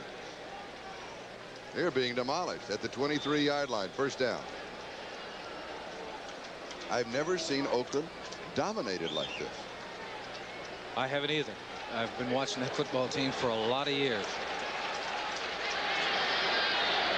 Greasy to Tillman, a 4-yard pass. Miami leads New England 21-17. That score just in. Pass is incomplete to Whittington. They're not looking at the football. They're thinking about getting that big run after they make the catch, but they've got to think of the first things first, and that is catch the football. Now that was a very catchable ball. It was down low and a place where you wouldn't think it could be intercepted, but he almost gives him an opportunity. He's got to get down with that ball. He can't stand up and put his hands down there. He's like an infielder. You go down, catch the ball, and then make your move. With 6 minutes to go in the third quarter, Miami leads New England 21-17. A Bob Greasy to Andre Tillman touchdown pass. Stabler to Whittington. Has the first down. Out of bounds at the 41-yard line. Cornell Webster was there for the defense. Now he did. You know, that time he really looked at the football and followed in, made the catch before he made any move. A gain of 20 yards on the play. The Raider boosters very quiet here this afternoon. Oakland at home hosting San Diego next week. Seattle at home hosting Denver. Oakland has been at home only 3 times in the first half of the season. Whittington, indecision. He'll lose a couple of yards. It'll be 2nd and 12. Webster makes the tackle, and time will run out in the third quarter on that play. The gun sounds. That is the end of the third quarter. It is Seattle 27 and Oakland nothing. 3 are in the book. We'll be back with the 4th chapter in a moment. This is Charlie Jones, Lynn Dawson, as we're set now to start the 4th quarter. Is Oakland through in this ball game? No, Has Seattle already won it? They're not through yet, because in the past they've shown what they can do, but they've got to get something started right now. They've got to score quickly, and their defense has to do a better job, because their defense is not shutting off this fine Seattle offense. Oh, Seattle has been outstanding. Let's go to the action now in the 4th quarter in the Kingdom. Big upset working here in Seattle. And don't forget, next weekend on NBC, NFL football, it's a doubleheader. The 4 o'clock ball games, Baltimore and Miami, San Diego and Oakland, Denver and Seattle. I'll come back and give you the 1 o'clock ball games in a moment. Stabler goes right to work. 2nd and 12. All kinds of time. Pass is complete at the 48-yard line, Seattle territory. It'll be about a yard shy of the first down, going to Cliff Branch. Boy, that was a good play by Cliff Branch, making that catch. He was way downfield, and it was a comeback pattern toward the sidelines, but he was well aware of everything. He was aware of the sidelines, where he was located. He was aware of the defensive man, where he was located. And Kenny's throwing the ball that if he doesn't catch that football, nobody is. Great job by both the quarterback and the wide receiver, Cliff Branch.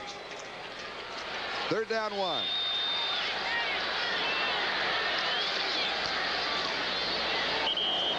It'll be a first down for the Oakland Raiders.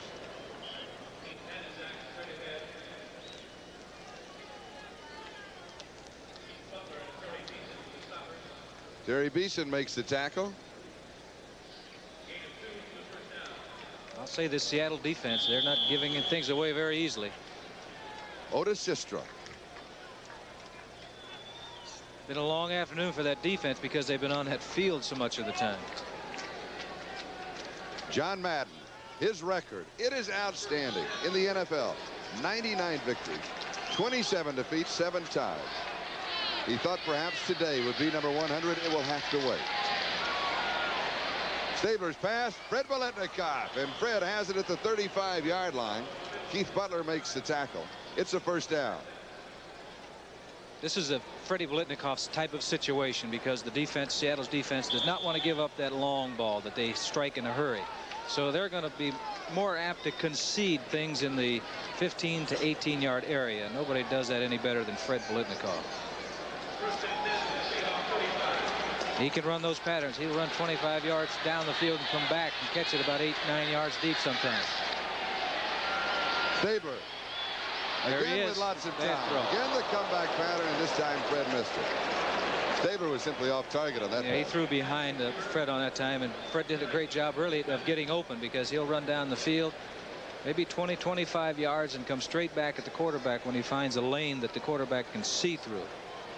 I remember asking Biletnikoff about his speed several years ago. He's always been known as a move man. Do you know that they have never clocked him because the Oakland Raiders did not want anybody to know how fast he was? Well, and Fred always described it as, I have deceptive speed. Now what that means, I don't know. I'll tell you one thing, he's been in the end zones a lot of times with those defensive backs looking back, finding out what had happened. Stabler is nailed. Keith Butler. That is the 3rd sack for the Seahawks. 3rd sack. Now remember, they had only 7 prior to this ballgame for the rest of the year. Well, they had to get some pressure on Ken. With the 4 men rushing, they were not getting that job done, so they came with the linebackers. You can see number 53 is Keith Butler coming through. Nobody touched him, making the play, and it's really a big play because it puts them way back. Now they've got some 21 yards to go for a first down, and I don't know as if they would punt the football if they gain some yardage. They'd probably go for the first down. They've got to.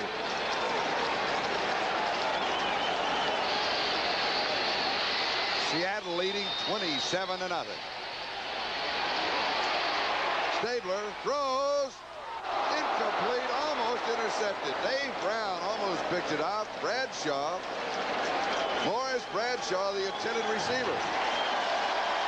Well, doesn't seem to be Oakland's day right now. Which is another understatement, but standing ovation for the defense.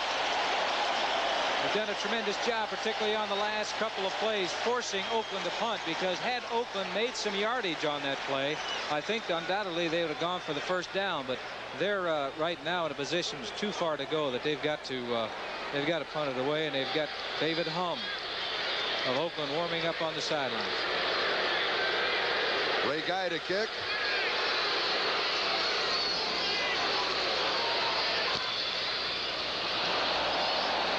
He goes for the corner. This time he hits it. Officials will mark it out at the 21-yard line. Timeout on the field. We'll be back in a moment. As Lenny Dawson pointed out, Dave Humm loosening on the sideline. Seattle has the ball first down, their own 21-yard line.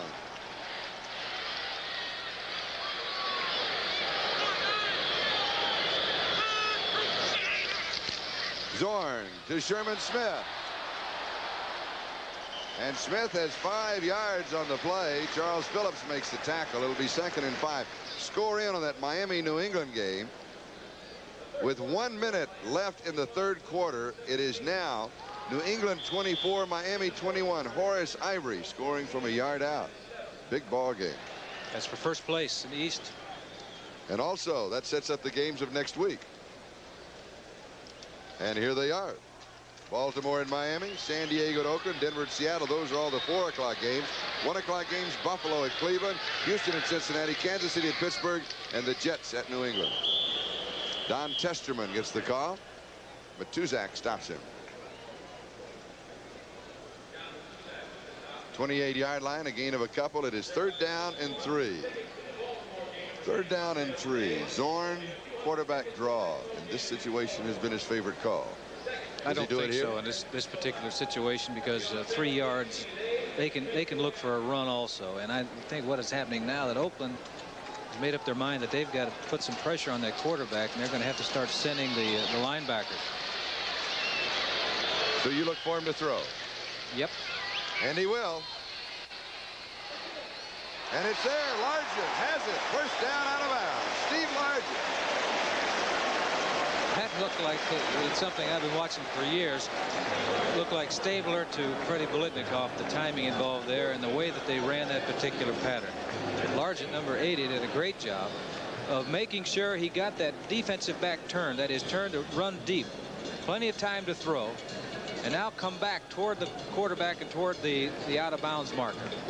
See, there's about 4 yards of separation between the receiver and the defensive back when he makes the reception, which meant that he drove that defensive back off. Largent, 4 receptions, 67 yards. Both backs in the block. Going deep, it's Largent.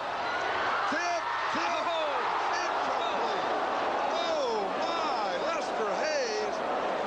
Cover. Oh, it was great coverage. But he still almost pulled it off. Woo! When you talk about concentration and looking at that football, following that football, everybody in the block, he's going up top. He's going downtown for 6 points. Now you're going to take a look and see that Largent is looking at him, look at that football. Look at him follow it now. You can see it right there. Look at his head and his eyes. He's looking at it. He almost comes up with a fantastic look at that. Even there, he followed that ball all the way down to the turf. Beautiful. That is what receiving is all about, and that is what great receivers do. They follow that ball, and they have one purpose only, and that is to catch that foot. That's his, he figures. Now, we know that Jim Zorn is a very proficient juggler, appears on television shows. I didn't know that Largent was also a juggler. He must be teaching his receivers, too. Second down and 10.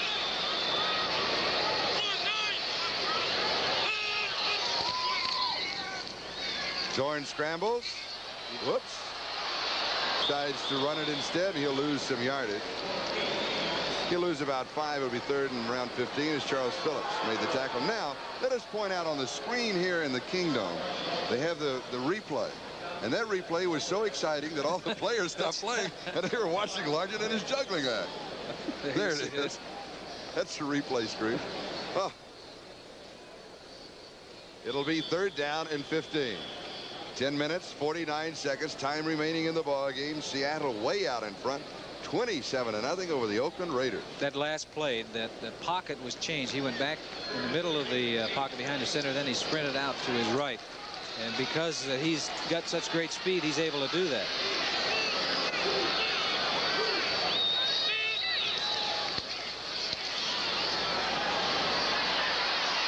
Zorn having pressure. Now he scrambles.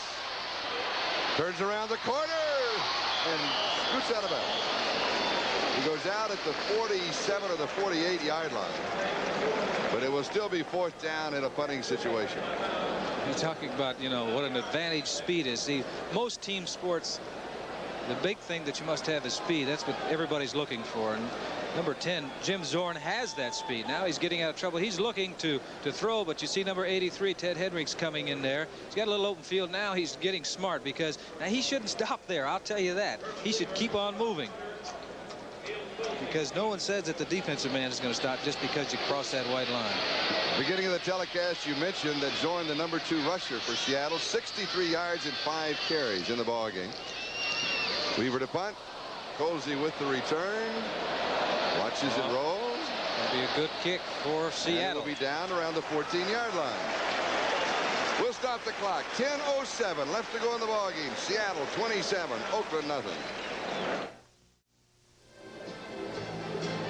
In the fourth quarter, Baltimore still leads Denver 7-6. That's good news for Raider fans. Now, if that holds up and the game here stays as it is, that means that Denver and Oakland would still be tied for the lead in the West. Their records would both be 5-3. Seattle would be 4-4, solidly in third place. Seattle knew going into this game that it was a must-win for them if they had any aspirations of staying in the race. From the Oakland 14-yard line, Stabler drops it off underneath the coverage.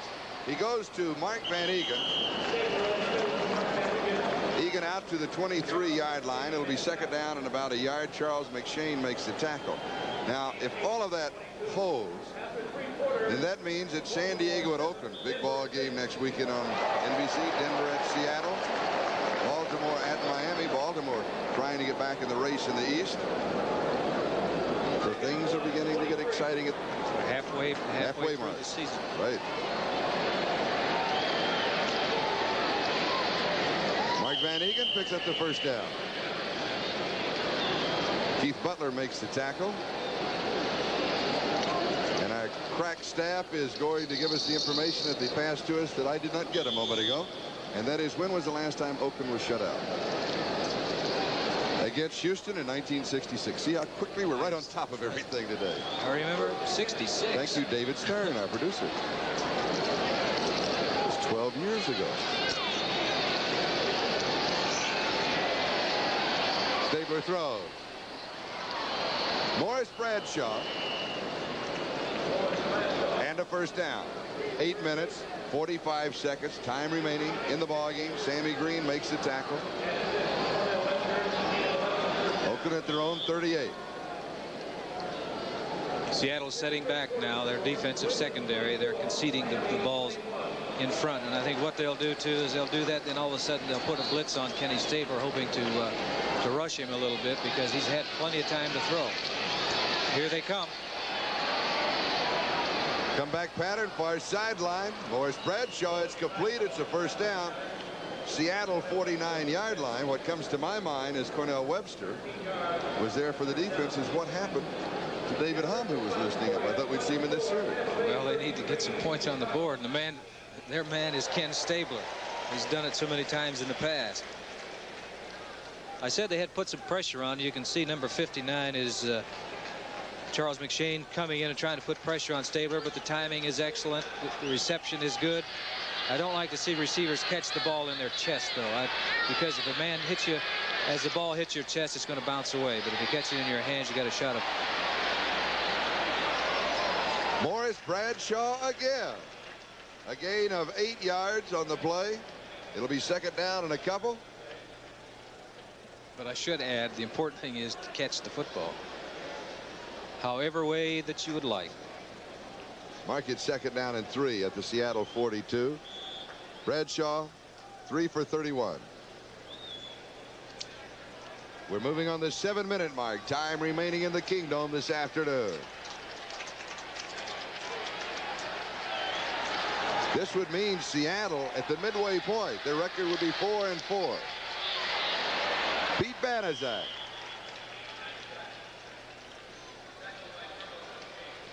There's a man that comes in, and whenever he comes in, things seem to happen when Pete's in the football game. He gets the job done. I think they've been trying to cut him for years now.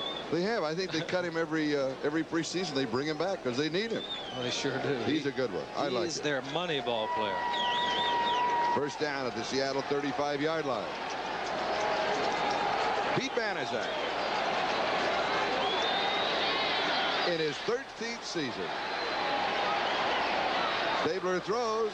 Bradshaw has it again.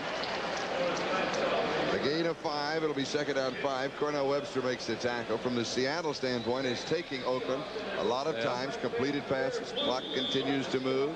6:05 left in the ball game. This is what the Seahawks want to do now. This is their game right now. They have an ally, and that's that big clock up there that's ticking away. Now says 5:53 on it. I thought you were going to say the big clock in the sky.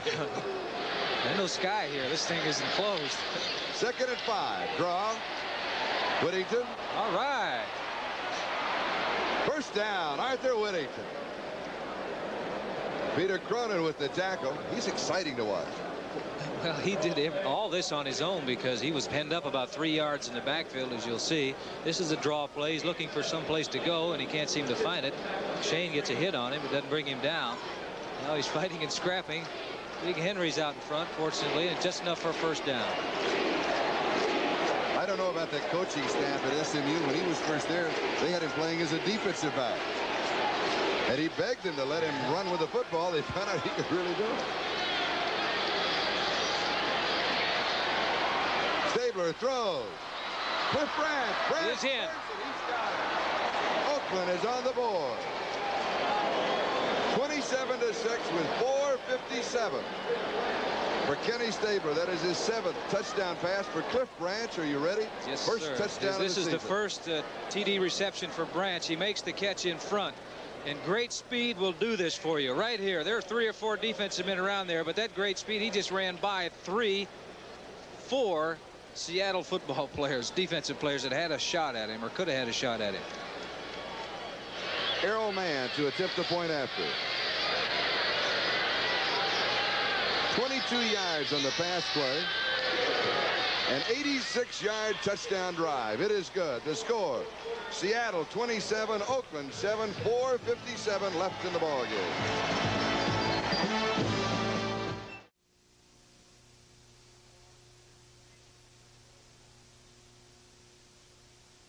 Seattle suspects an onside kick.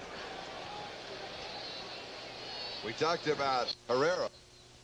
Seahawks have been successful 4 or 5 times. Here's Ray Guy. No, he goes deep. That's a surprise.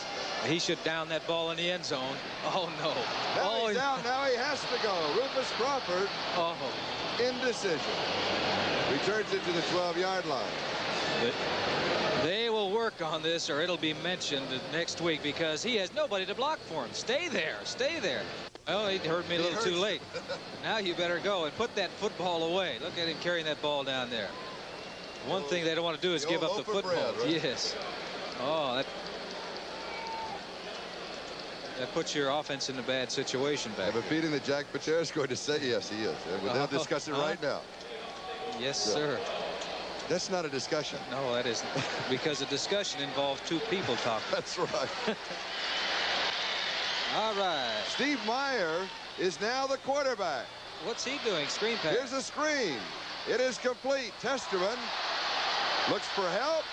Look, he has it. Breaks it. 29-yard line. Lester Hayes makes the tackle. A flag goes down. Sistrunk was also there. 17 yards on the play. And another Raider has been shaken up. Personal foul against Oakland. We'll take a timeout with the score. Seattle 27, Oakland 7. Back in a moment. Here's that last play. Meyer in at quarterback. He fakes over to his left. Now it's going to be a screen pass to number 42, Testerman out here. You talking about determination to run. There's 1 man. 2 men had a shot at him. He's going to end up getting 17 yards. 3 men had a shot. Monty Johnson didn't bring him down.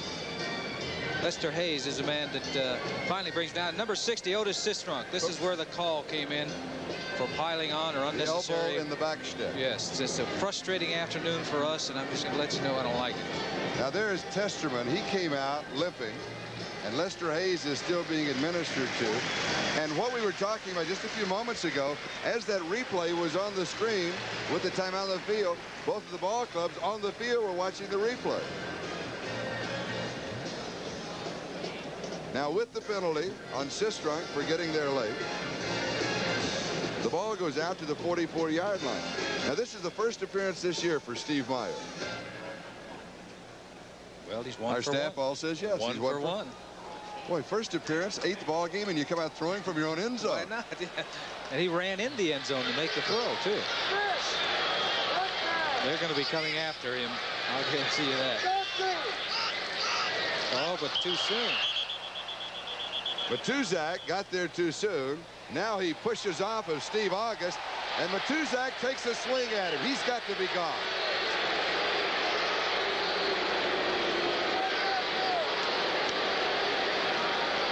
They are calling illegal procedure on Seattle, which means one of the offensive linemen from tackle to tackle move before the snap of the ball. It's an automatic call. Now, did my eyes deceive me? Let's see if the radio's working. False start on the offense, number 61. Did not Matuzak take a swing at him? Well, I would have qualified or classified that as a swing. I thought that was automatic. Let's see if we have it with our crack staff here. Matuzak is on the right, number 72. It'll be a little further down on the disc if we have it. No, we just had the movement of the offensive line. Well, if you're going to take a swing, Do it when the officials are. No, don't do it when everybody's standing around watching. 1st and 15. Meyer to throw. Look at this. Target. Brian Peets, the backup tight end, rookie free agent from University of Pacific. Charles Phillips makes the tackle for Oakland. Tom Meyer came into the ball game. His very first play, came out throwing, got a penalty on the second one. Here he is again. He's saying, I've been sitting around a long time, and he does that under duress. He got nailed as he threw it. That's a perfect strike. Number 88, Brian Peets. Right here, he's going to take a shot right here. Bang. And throws a perfect strike. Now, a quick background on Steve Meyer from New Mexico. 3rd year, taken in the 4th round of the draft at 76. Played in 4 games last year. Threw for 4 touchdowns against Tampa Bay. Boy, he is hot. Also, he was featured along with Jim Zorn a week ago. Yes. On NFL 78. They are not bashful. The Seattle quarterbacks, they come out and they'll throw. Generally with 3 minutes and 40 seconds remaining, and you've got a comfortable lead like they have, you think, well, we'll run a few plays and run out the clock, but not this Seattle team. Remember seeing the name Don McGuire on the credits? Yes. Of NFL 78? Yes. Well, he went to school with Steve Meyer.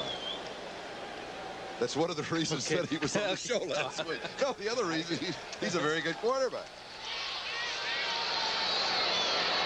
1st down. Oakland, 39-yard line. Oh, good hit. Al Hunter had the ball, and Matusak had Al Hunter. Yes.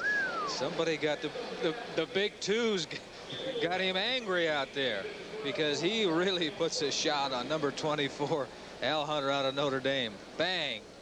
You know, that's the way to tackle. That is the way to tackle. That's easy for you to say up here. Up here, yes. I mean, I should say the proper way. 3 minutes, 8 seconds. Clock is moving. Time remaining in the ball game. Seattle leads it 27-7. Steve Meyer. Handing off. Testament will lose a yard, maybe 2. Otis Sistrunk was there. If he's going to pass the football, he's going to do it under a lot of pressure, because Oakland, that defensive unit, they've got about 8 people up near that line of scrimmage going after the quarterback. Next week's doubleheader on NBC. The 1 o'clock games in the East. Buffalo at Cleveland, Houston at Cincinnati, Kansas City at Pittsburgh, the Jets at New England. The 4 o'clock games are 1 o'clock on the West Coast. Baltimore at Miami, San Diego at Oakland. That's always tough when they meet, although the Chargers have not been playing that well under Don Coryell. And Denver at Seattle, another sellout in the Kingdom. 3rd and 9. Meyer throws as he was hit, and a bounce pass to Steve Largent is incomplete. Well, I said that if he's going to throw the football, he's going to do it under pressure. They had all the linebackers coming. Had he gotten the ball up, Largent ran a good pattern. He was open, but he caught it on the first bounce. That's not allowed here. It was Monty Johnson, number 58. You got to realize the defense is mad. They're frustrated because they've been on the field all day long, and the other team has been doing so very well. So this is the way you're greeted sometimes as a quarterback. Sometimes you pay for the privilege of throwing. Neil Cozy is set to return the kick of Herman Weaver. 2:07 left in the ball game.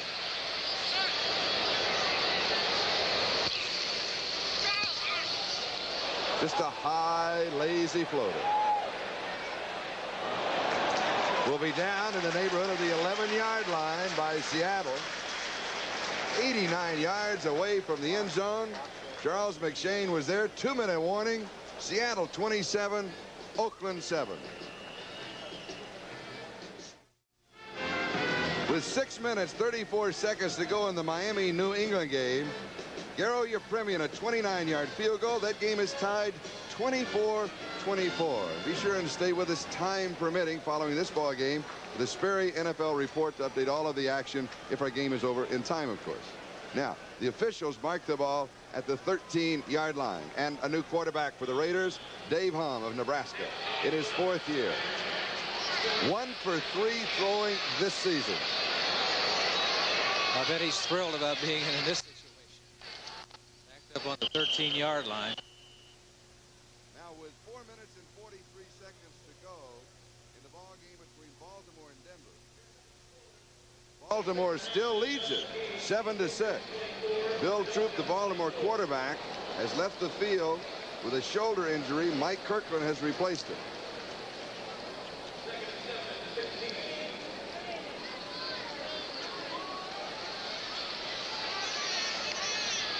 Second and 6. Arthur Whittington. Good job by makes the tackle. by that Seattle defense. You see the way that they would string that play out, gave him no place really to run, no gap to shoot up in. Did a good job defensively. What we're looking at is Denver and Oakland still tied, both with 5-3 records. Seattle in third place with a 4-4 record. Just one game back. Third down and around 4. Hum to throw. He fumble. No, they'll rule it an incomplete pass. It is an incomplete pass. That is the 4th sack of the ball game for Seattle. And only their 11th of the year and 4 of the 11 this afternoon. Yes, sir. They call that incomplete. He's going to get a lot of pressure. Bill Sandifer, number 66, is the man right up there. What do you do now? Up the gap. Wait a minute. Wait a minute. Wait a minute. He tucked that ball back underneath. It was a break for Oakland. Looks like a break for Oakland because he starts his motion forward, but he pulls it back. Pulled it back right there. Unless he threw it right there at the last second. If that's the case, then it was intentionally grounded. At any rate, it's 4th down. And 4th down is actually it's a break for Oakland. Another bad one, but it's a break. Ray Guy will be kicking to Rufus Crawford. 47 seconds left in the ball game.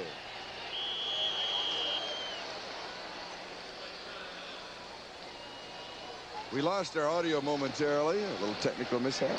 Maybe it was switching again in Burbank. We'll blame it all on them. No. Blame it on an instant replay up there. All the players are watching. Now Ray Guy set to kick.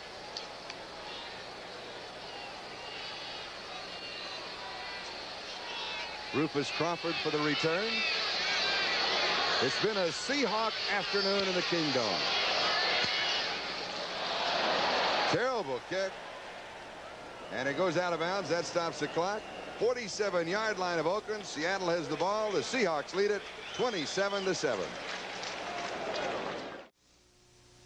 John Madden, the head coach of the Oakland Raiders, he'll be glad to get home. They've only had 3 home games out of the first 8. This is a game that Oakland wants to forget about, to get out of this Kingdom and go back to Oakland, California to regroup, because you're going to have games like this. This happened to be Seattle's afternoon today. At the Oakland 47-yard line, first down, Steve Meyer, incomplete to Al Hunter. Due to technical difficulties, the sound portion of your program is temporarily impaired. It is not your set. Please bear with us. We're working on it. I'm surprised you don't just go ahead and run it out. Well, I'm sure that the quarterback, Meyer, is saying, I don't get to play very often. And I don't get to throw the ball except in practice. All right, we had audio problems again. And again, we apologize. We have it back. Tom Meyer is in there throwing the football on every down. Steve Meyer. Steve, I'm sorry. Stay alert. We're going to hold a quiz. That, you know, everybody else is saying, run the ball and get this thing over with so we can get out of here. It was a Duke Ferguson just came in with a play from the bench, and I feel very confident that is the instruction.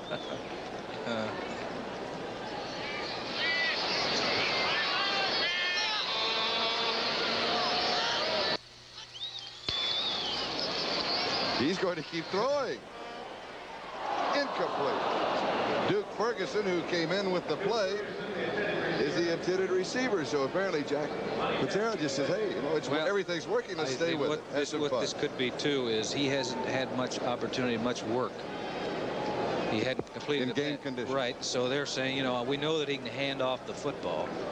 But it's not, I don't think, to rub it into Oakland, to run up the scores, is to give Meyer some work under game conditions. So in case anything happens to Zorn, you know, which happened last year, he missed several ball games because of an injury. Jim Plunkett now with the Oakland Raiders on the sideline. 31 seconds left to go in the ball game.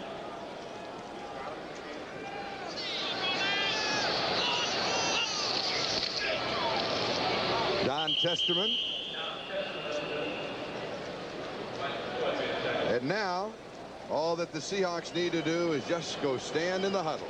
19 seconds and counting. That will wrap it up here at the Kingdom. One of the major upsets the 1978 season. The executive producer of NBC's NFL Football is Don Omeyer. The telecast of today's game was produced by David Stern, directed by Barry Stoddard, the associate director, Jim Marcioni. This has been Charlie Jones, Lynn Dawson, Seattle 27, Oakland 7. Your impressions, Lynn? Well, I'm very impressed with Seattle because they just completely turned things around to what happened a week ago. Now to New York City, Brian Gumble, the Sperry NFL Report. We'd like to welcome those of you who've been watching that tremendous upset of the Seattle Seahawks pulled on the Oakland Raiders. We've still got 2 great ball games going on. We're going to send you to look at one live. It is going on in Baltimore right now. The Broncos going against the Colts. Let's check in there live with our announcers, Marv Albert and Mike Hafner. Okay, we are not going to check in live, so let's pick up on the scores of this day, week number 8. The Redskins against the Giants. The Giants pulled an upset on a week of upsets. Today they beat the Redskins 17-6. It is loss number 2 in a row for the Redskin crowd. Joe Theismann had a bad day throwing 3 interceptions. San Diego against Detroit. The lowly Lions pulled a surprise in the San Diego Chargers. This one 31-14 as Gary Danielson had a big day, as did all of the Lions offense playing at home. St. Louis against the Jets. The Jets a winner in this one. The final there, 23-10. Matt Robinson over Steve Pizarkowicz. Cincinnati against Buffalo. Buffalo a winner 5-0. The Bengals are now 0-8. Chicago against Tampa Bay. It's 5 straight losses for the Bears. They came out on the short end of a 33-19 score. Philadelphia against Dallas. Dallas a winner in this one, 14-7. The Eagles come up losers. The Cowboys now tied for first place in the NFC East with the Washington Redskins. Green Bay against Minnesota. The Vikes assert themselves back in the race in the NFC Central. They beat the Packers today 21-7. Cleveland against Kansas City. The Chiefs a surprise winner in this one, 17-3. Tony Reed had 97 yards rushing. New Orleans against Los Angeles. This one is in the 4th period. It is another surprise. The Saints are out in front 10-3. Miami against New England. This one a dandy going on for first place in the AFC East. New England out in front 31-24. Atlanta against San Francisco. The Falcons have just come back to tie. It is tied at 17-all in the 4th period. Oakland against Seattle, as you just saw. Seattle a surprise winner and a big winner, 27-7. And Baltimore against Denver. This one in the 4th period. It is Baltimore 7 and Denver 6. We'll come back with some final notes right after we take a commercial break.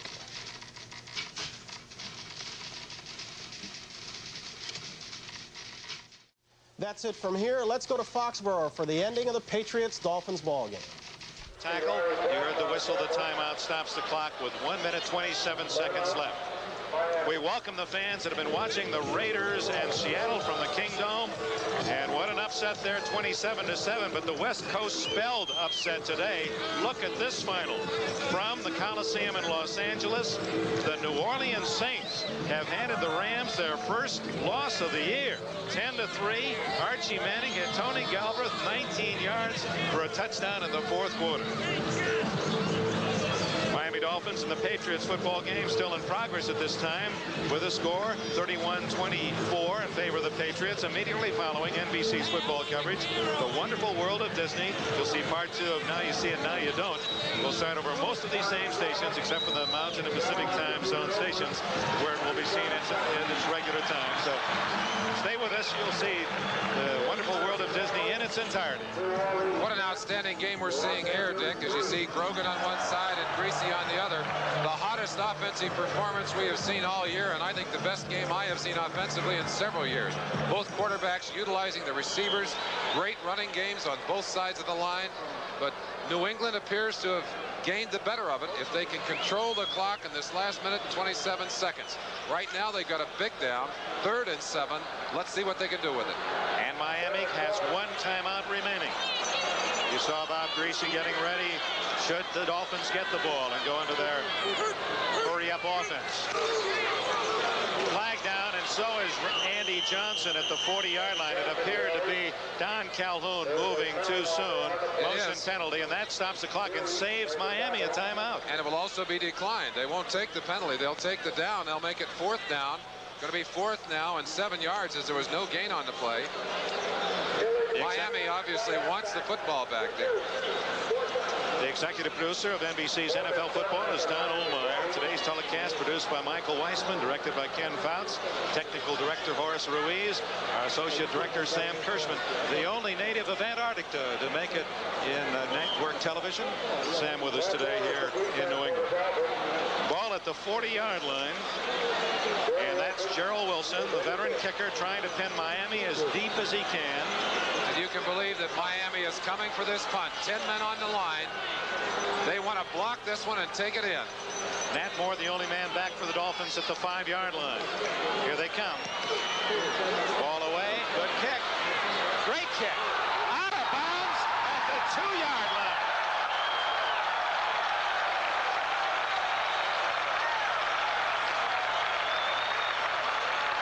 Just another encore for an already happy audience here in Foxborough, Mass. We pause briefly for station identification. This is the NBC Television Network. You're watching Channel 5, KING TV, Seattle. 98 yards away from a tying touchdown. Bob Greasy takes his team into the end zone to huddle with only 1:16 left, trailing 31-24, and 1 timeout remaining. But if I had to pick a quarterback that I would hand that kind of situation to, it would probably be Bob Greasy. He goes to work. Very loose pass defense by New England.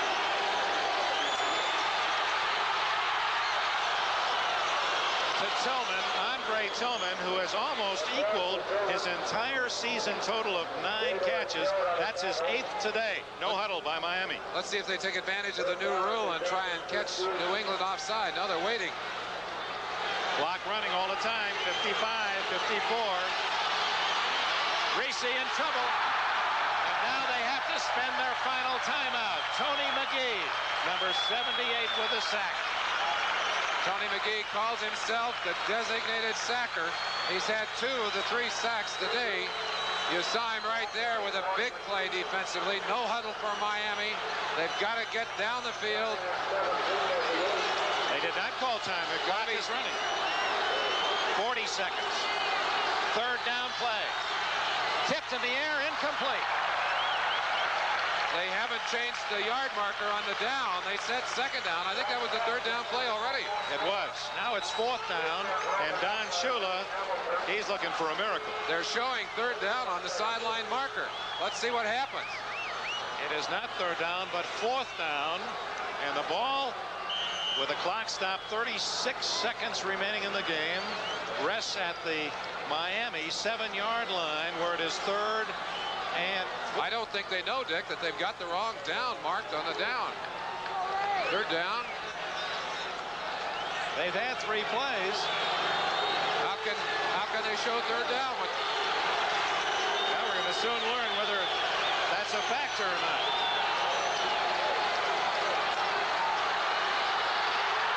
A safety, and now it's over. Richard Bishop gives New England an insurmountable lead. 2 more points for the Patriots. They lead 33-24, and they're celebrating a victory. Dick, actually what had happened, they got a 1st down on that 15-yard pass. So it was, in effect, 3rd down. We had forgotten to recognize that 1st down pass on the 15. But, of course, the game out of reach now for Miami, not only in time, but also in points. What a great finish. What a way to cap it off for the New England Patriots.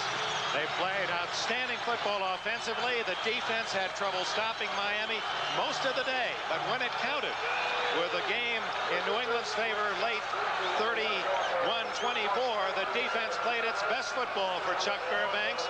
He called this the biggest game of the season, and that, therefore, by his own definition, this will be his most important win. And you saw him go out onto the field to welcome his defense off the field. He's got to be thrilled with the way his entire team has played today.